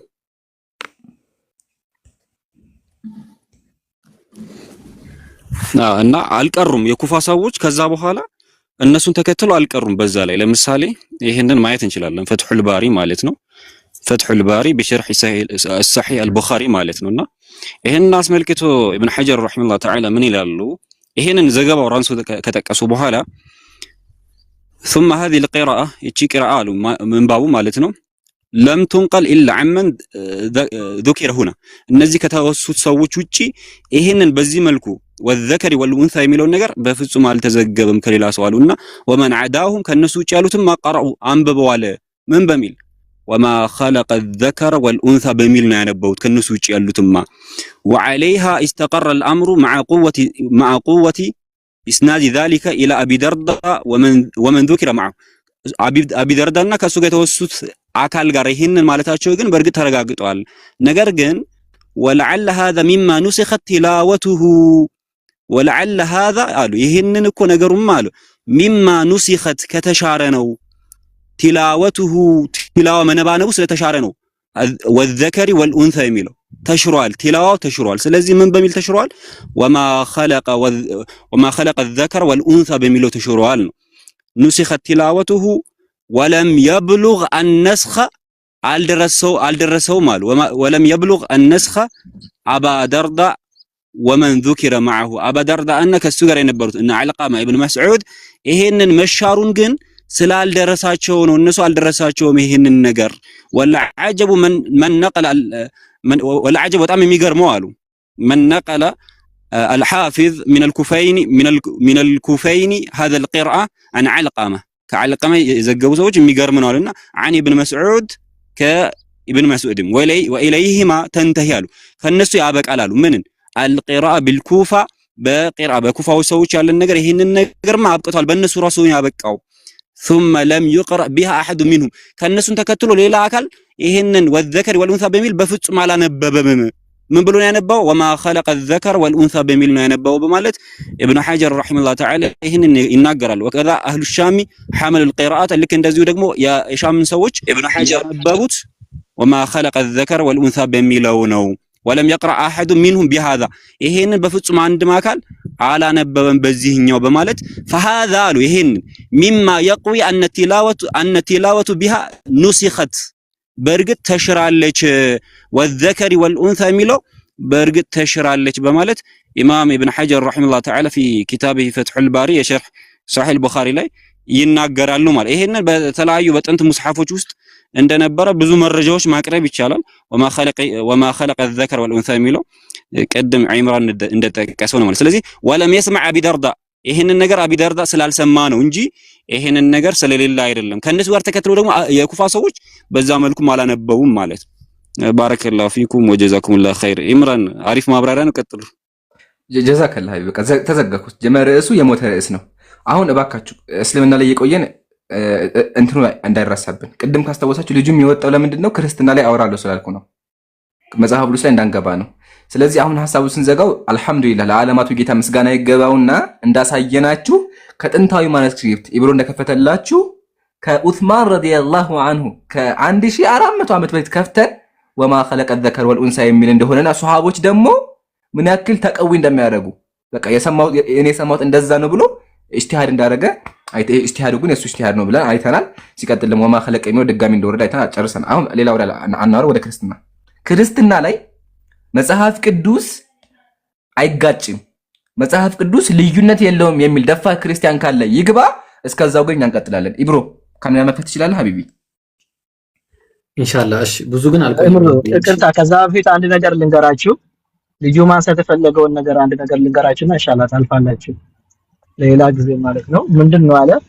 እኛ መጽሐፍ ቅዱስ ላይ ፊደላቶች ወይ ቃላቶች የተለያዩ ናቸው ስንላቸው ታህሪፍ ተደርጓል ወይ ደግሞ ይጋጫል መጽሐፋችሁ ትሉናላችሁ የናንተ ግን አለ ሐርፎች የተለያዩ ናቸው ያለውን ነገር ቀላሉ ነገር ምንድነው የኛ ሐርፉ ይለያያል ወይ ደግሞ ዚያዳ መድ ያለውና ፈትሐ ከስራ አለው ምንለው ከጊዜ በኋላ የመጣ ሳይሆን ልክ ነብዩ መሐመድ ሰለላሁ ዐለይሂ ወሰለም ከመጀመሪያው ቁርአን እንደዚህ ወረደ ብሎ ያስቀመጡት ነው የነሱ መጽሐፍ ግን ከጊዜ በኋላ አመት በአመት እየጨመረ እየቀነሰ የሚመጣ ነው ፊደሉ ከሊማው ሴንቴንሱ ስለዚህ ምንም መመሳሰል ነገር አይደለም ድንገት ከስረም ካለ ቀይሮ እየተቀመጠ ካለ ይሄን እንዲዝ ፈልጌ ነው ጀዛኩሙላሁ ኸይራን ወየኩ ኡስታዙና እዛም ሐዲስ ላይ እኮ አሳይተነዋል قال سمعت النبي يقرأ به كذا او كما قال ነብዩ በዚህ መንገድ ነው የቀሩት ይላል ሱሐቢዩ ራሱ ስለዚህ ወዘከሩ ኢንሳን ላይ መጀመሪያ ቅራት እንደሆነ አይተናል አሁን ኢብሮ ካሜራ ከፈትልን ሌላ ወሬ አናወራም ደፋር ክርስቲያን ካለ ልጁ ወጥቷል ልጁ ያጀማ ቀደም ደቂቃ ላይ ያዝል ብዬው ነበር ለምን ክርስትና ከገባን መጽሐፍ ቅዱስ እንዴት እንደሚጋጭ ህዝቡ ያይ ተመከተው መጽሐፍ ቅዱስ እንዴት እንደሚጋጭ አንድ ቦታ ላይ ራሱ ከ100 ጊዜ በላይ ይጋጫል አንድ ቦታ ላይ እሱን አሁን ልናሳያችሁ ነው ግን ደፋር ክርስቲያን ዲያቆን ካለ ይግባና አይጋጭም ይበለኝ ከዛ እንቱን ከፈትልኝ አንተ የ2000 ትሙን ከፈትልኝ አሁን አንተ ከፈትልኝ ነው ተማለው ብለ ነው እኔ ኢምሩ የለው በቃ እኔ ከፍታለሁ 2014 19 ከፍታለሁ አንተ ደግሞ ዘፍጥረት 5:1 ከፈትልኝ በነገር ላይ ኢምሩ ብዙ አልቆየም ለወጣ ነው እሺ ቶሎ በልና ጠይቀኝ ቦታ የትኛው ልክፈትል ወይ ደግሞ ሚዘልቅ ሰው ግጭቱ ያልቅማ ኢብሩ አንድ 5 ደቂቃ ማስተር አይ ብሮ አንተ 5 ደቂቃ ማስተር ሰው እየደወለልኝ ነው እሺ 5 ደቂቃ እሺ ቶሎ በለሽ እሺ ዘፍጥረት 5:1 ያ ጀማን እንገራችሁ ዘፍጥረት እያዘንኩ ቢሆን ቆይ 5:1 ያ ጀማ እያዘንኩ ቢሆን እንገራችሁ ኢብሮ ይመሽበታል እንጂ የመጽሐፍ ቅዱስ ግጭት አያልቅም ወላሂ አያልቅም አሁን ላሳያችሁ ነው እሺ አንብብልኝ ቁጥር 1 ቁጥር 1 ኦሪት ዘፍጥረት ምዕራፍ 5 ቁጥር 1 የአዳም የትውልድ መጽሐፍ ይህ ነው አለ እግዚአብሔር አዳምን በፈጠረ ቀን በእግዚአብሔር ምሳሌ ያደረገው ይላል ለቀጥል አቁም እኔ ላንብብ ደግሞ የአዳም የትውልድ ሐቅ እንደሚከተለው ነው እግዚአብሔር ኤሎሂም ሰውን ሲፈጥር በራሱ አምሳል አበጀው ይላል ችግር የለውም። ይሄን እንተው፣ ቀጥል። ወንድና ሴት አድርጎ ፈጠራቸው፣ ባረካቸውም፣ ስማቸውንም በፈጠረበት ቀን አዳም ብሎ ጠራቸው አለ። አዳም ብሎ ጠራቸው። እሺ እኔ ጋር ደግሞ ወንድና ሴት አድርጎ ፈጠራቸው፣ ባረካቸው፣ በተፈጠሩም ጊዜ ሰው ብሎ ጠራቸው ይላል። ሰው ብሎ ጠራቸው፣ አዳም ብሎ ጠራቸው። አይጋጭም፣ ችግር የለም። ባላየ ኢብራሂም አይቆጠርም። እሺ ኖርማል ነው፣ ይሄ ኖርማል ነው። ዝም ብሎ እሺ። ሶስተኛ አዳምም 230 ዓመት ኖረ። ስንት ዓመት? 230 ዓመት ኖረ። ልጅንም በምሳሌው እንደ መልኩ ወለደ፣ ስሙንም ሴት ብሎ ጠራው አለ። አኡዙ ቢላሂ ሚነሸይጣኒ ረጂም። እኔ ጋር ደግሞ ላንብብ። አዳም እድሜው 130 ቡም ቅዱሳን መጽሐፍ ተመከተ። ያው እድሜው 130 ኢብሮ አስምርልን እባክህ። ቆይ አንዴ ይሄን ስክሪንሾት ላድርገው። ቆይ አንዴ እንደዚህ ነውር ነው፣ አይደረግም፣ እንደዚህ አይደረግም። አይ አንተ ሲጀመር ስንት አለ? አዳምም ስንት ነው አንተ ጋር የሚለው ኢምሩ? ያው እኔ ጋር ደግሞ ላሳይ። እኔ ጋር ደግሞ 130 ያው እና እኔ ጋርም እኮ 130 ነው የሚለው። አይናችሁ አይሰራም እንዴ ከታች? አንተ ራስህ ምን ሆነ? ይሄው 130 ነው የሚለው። ጤነኛ አይደለም እንዴ? ይሄ ስንት? ገልብጠህም አንብበው አንተ እንደፈለግ አግዛቸው። 230 ነው የሚለው። መነጽርም ከፈለግ ግዛ። ኧረ 130 ነው ኢምሩ። ይሄ 130 አይደል እንዴ? ካልክሽ አይ እንግዲህ እሺ በቃ አልተስማማንም። በቃ እሺ ሌላ አለ? ልቁጠር እና እንዴት ነው? አሁን ቁጠሩ። ከዚህ በኋላ እንቆጥራለን። ከላይ ያለውን ትተነዋል። ከላይ ያለውን አዳም ብሎ ጠራው፣ ሰው ብሎ ጠራው። እንተው፣ ችግር የለውም። እንተውና ከዚህ በኋላ እንቁጠር። አንድ በሉ። ኮሜንት አንድ በል። ቀጥል። ቁጥር 4 እኔ ምንም አልታየኝም፣ ይቅርታ። እኔ ጋር 0 ነው። እሺ ከዛ እንቀጥል። የትኛው ላንብብ? ልቀጥል። አዳምም ሴትን ከወለደ በኋላ የኖረው 700 ዓመት ሆነ ይላል። እሺ 700 ዓመት ኖረ ይላል። እሺ እኔ ምን አገባኝ? ሴት ሄኖስን ከወለደ በኋላ ወንዶችና ሴቶችንም ወለደ። 800 ዓመት ኖረ እኮ ትክክል ነው። ይሄው 800 ይላል እዚህ። ትክክል ነው።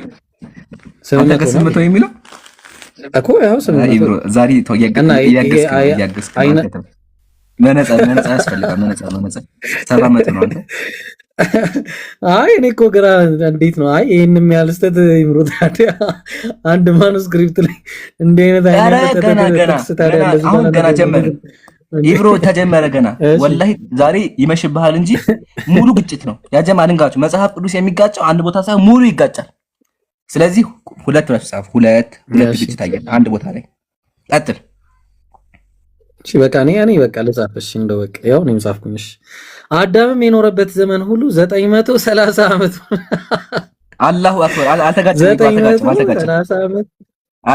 ኢብሮ፣ አልተጋጨም። እዚህ ጋር አልተጋጨም። አላሁ አክበር። እዚህ ጋር ሳይጋጭ ዘለለ። ማሻአላ። በቃ አንድ አየሃ ኢብሮ፣ ይሄን ግጭት ነበረ፣ ግን ቁጥር 5 ላይ አልተጋጨም። ስለዚህ መጽሐፍ ቅዱስ አልተጋጨም፣ ቁጥር 5 ላይ አይጋጭም። ትልቅ ስኬት ነው። ቀጥል። ቁጥር 6 ላይ አይጋጭም። መጽሐፍ ቅዱስ አይጋጭም በአጠቃላይ። ምን አለፈ አንተ እንዴ? እሺ ከዛ ደግሞ ምን አለ? ሴትም 205 ዓመት ኖረ ይላል። ሴት ስንት ዓመት? እኮ 205 እንዴ ስንት ነው አለ? 205 ዓመት ኖረ። ይምሩ አንተ ጋር ስንት ነው? እኔ ጋር ደግሞ ሴት እድሜው 105 ዓመት ሲሆን ሄኖስን ወለደ ይላል። 105 እኔ ጋር እና እንዴት እናድርገው? እሺ ይሄ አሁን 3 እየቆጠርክ ነው። የማንኪራ ነኝ። እሺ ቀጥል። ሴትም ሄኖስን ከወለደ በኋላ የኖረው 707 ዓመት ሆነ ይላል። 707 ዓመት። አንተ ረተው እኔ ጋር ደግሞ ላንብብ። ቆይ ሴት ሄኖስን ከወለደ በኋላ 800 አንተ አውዝ ቢላ 800 አንተ ጋር ስንት ነው? አይ ቆይ ኢምሩ ቆይ ተሳስተን ነው። ምናልባት በቁጥር ሲጻፍ እንደዛ ነው፣ ሲጻፍ እንደዚህ ኖርማሉ እንደዚህ እንዲህ ነው መሰለኝ። አይ ኢብሮ 800 ይሄ ነው፣ 700 ደግሞ ይሄ ነው። እሺ አይ በቁጥር ሲጻፍና በእንትን ሲጻፍ ከተለያየ ብዬ እኮ ነው። ምናልባት እንግዲህ ምን ይታወቃል። ግን ቁጥሩ ስንት ደረስን? 1 2 3 4 ደረስን። አራት ግጭት ተመልከቱ። ቀጥላለን። 4 ግጭት ቁጥር 7 ሂድ። ሴትም የኖረበት ዘመን ሁሉ 912 ዓመት ሆነ ይላል። 912 ዓመት። ሴትም ሄኖስን ከወለደ በኋላ 800 ዓመት ኖረ። እኔ ጋር ደግሞ 800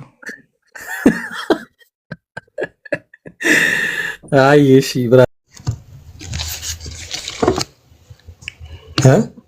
በሙሴ ጊዜ እኮ እሷ የለችም።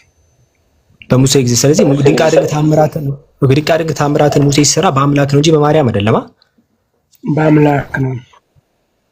እሺ ያ ጀማ እንደምትመለከቱት በኦርቶዶክስ ቤተ እምነት ግን ማርያም አግዘዋለች ተብሎ ተጽፏል። እዚህ ጋር ባይቶ እንዚራ 7 ላይ አባ ጊዮርጊስ ዘጋስጫ መጽሐፍ ላይ ክሊርሊ መምህር አምደወርቅ እስጢፋኖስ በተረጎመው ላይ ክሊርሊ እንደምትመለከቱ ምን ያህል አምላክን እንትን እንደሚል የምትመለከቱት አሁን ትክክል ነው የመለስከው አንተ። ግን በኦርቶዶክስ ግን ማርያም አግዘዋለች ነው ሲል አላሳይከው እንዚራ 7 ላይ በይሄው እዚህ ጋር ዕለተ እሁድ ላይ ይሄው እዚህ ጋር እንደምትመለከቱት ሙሴም ድንቅ ታምራትን ባንቺ ያሳየ ይላል። ተመልከት እና ምን ማለት ነው? እንዴት ነው ማርያም ያልነበረችውን አምላክ እሷን አምላክ ለማድረግ ወይ ገብቷል? ግን እንዴት የተጻፈውን አታይም እንዴ? በነገራችን ላይ ንባብ ይገባል። ሙሴ ምን አለ መጀመሪያ ይኸውልህ የተባለበት ይኸውልህ ኖ እንደሱ አይደል። ምሳሌ ሆና እኮ ነው ሙሴ ምን አለ እሳተ ነበልባልን አየሁኝ ይኸውልህ አትቃጠለም ስለቀጠለ ነው። እሷ ደግሞ አንብበው ምንድን ነው የሚለው ዘጸአት አንብበው የተጻፈውን አንብበው። ቆይ ችግር የለም። ቆይ የተጻፈውን መጽሐፍ ቅዱሱን አይደለም ያልኩህ ይሄንን ነው ያልኩህ። ይሄንን አንብብልኝ አንዴ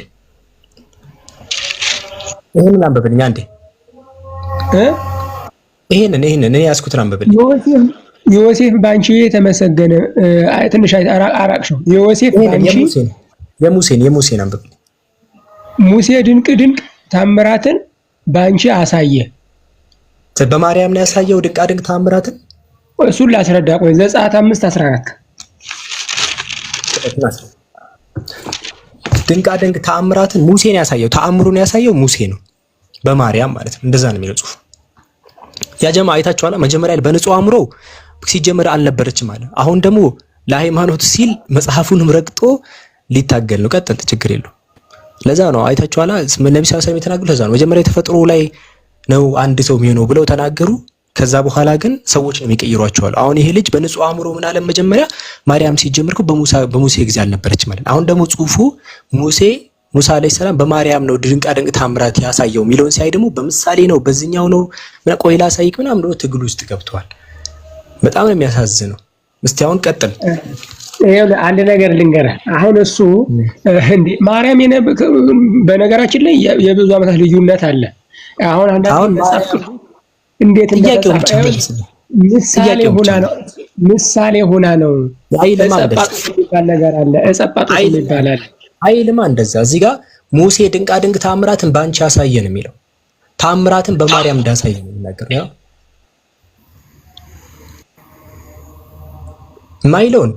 የማይለውንማ እንደዛ ይላል አትበለን እንጂ አይ የለም እኮ እዚህ ጋር ምሳሌ ምናምን አሁን እንግዲህ እኔ አንድምታ ትርጉም አትቀበልም አንተ።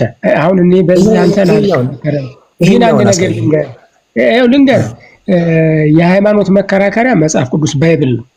እነዚህ የግል እሺ ያ ጀማ ይሄኛውን ነገር አልቀበለው ብለሽ እናስቀምጠዋለን። ችግር የለም። እሺ ስንት ፈጣሪዎች ነው ያሉት? አንድ ፈጣሪ ነው ያለ። ፈጣሪዎች ማለት እችላለሁ? ፈጣሪዎች አይባልም፣ ፈጣሪ ነው የሚባለው። እሺ አንዴ ከታች ኮሜንት ላይ ጻፉ። ፈጣሪዎች አይባልም ብሎናል። ፈጣሪዎች አይባልም እያላችሁ ጻፉ። አንድ አምላክ በሶስት አካል ይገለጣል ነው የምንል። አንድ አምላክ በሶስት አካል ይገለጣል። ያ ተረድቻለሁ። ያንን ፈጣሪዎች አይባልም አይደል? ፈጣሪ ነው የሚባል እንዴ? መለኮት አንድ ነው እኮ። ፈጣሪዎች እንዴት ይባላል? ያው መጠይቅንሽ ፈጣሪዎች ይባላል ወይስ አይባልም? አንድ አምላክ አለ በሶስት አካል ይገለጣል። መጠይቀውን ፈጣሪዎች ተብሎ ይባላል ወይስ አይባልም? ፈጣሪዎች አይባልም። ፈጣሪ ነው የሚባል አይባልም አይደል? አዎ ፈጣሪ ነው የሚባል እኮ ፈጣሪዎች ይባላል። አይ አትሽሽ ሳይሆን ውስጥ ላይ ያለው ግጥም ተናገር። ይባላል ወይስ አይባልም? ለማወቅ ነው የመጣው እኮ ነው። እኔ ፈጣሪ አንድ አምላክ ልንገርህ አንድ አምላክ ይባላል ወይስ ተገለጠ? አረባክ ተው እንጂ ትልቅ ሰው አይደለ እንዴ? ስምህን ስትጠየቅ ስምህን ነው መናገር ያለብን። የጫማ ቁጥርህን አይደለም መናገር ያለብን። ፈጣሪዎች ይባላል ወይስ አይባልም ነው ጥያቄ። በቃ ሌላ አይደል። እንዲህ ነው እንደዚህ ነው ምናምነው አንዴ እንዲህ ነው የምንለው እንደዚህ ነው ምናምነው የሚለውን ተውና ፈጣሪዎች ተብሎ ይጠራል ወይስ አይጠራም? አዎ ይጠራል ወይም አይጠራም ብለን በቃ ዳር ዳራችን አንድ አምላክ በሶስት አካል ፈጣሪዎች ተብሎ ይጠራል ወይስ አይጠራም? አንድ አምላክ አለ በሶስት አካል ይገለጣል። እሺ ድጋሚ ልጠይቅ፣ ፈጣሪዎች ብዬ መጥራት እችላለሁ ስላሴዎችን ወይስ አልችልም? ፈጣሪዎች ይባላሉ ወይስ አይባሉም? አይባልም። ከመጽሐፍ ቅዱስ አሳየኝ። እንደው ዝም ብሎ ማንም የጻፈው እኮ አይባልም ወይስ ይባላል ነው ጥያቄው። ይባላል ወይስ አይባልም? አንድ አምላክ በሶስት አካል ይገለጣል። ስለዛ ደግሞ እንዴት ነው ታዲያ? አይባልም ወይስ ይባላል? እሱን ታስረዳኛለህ። አይባልም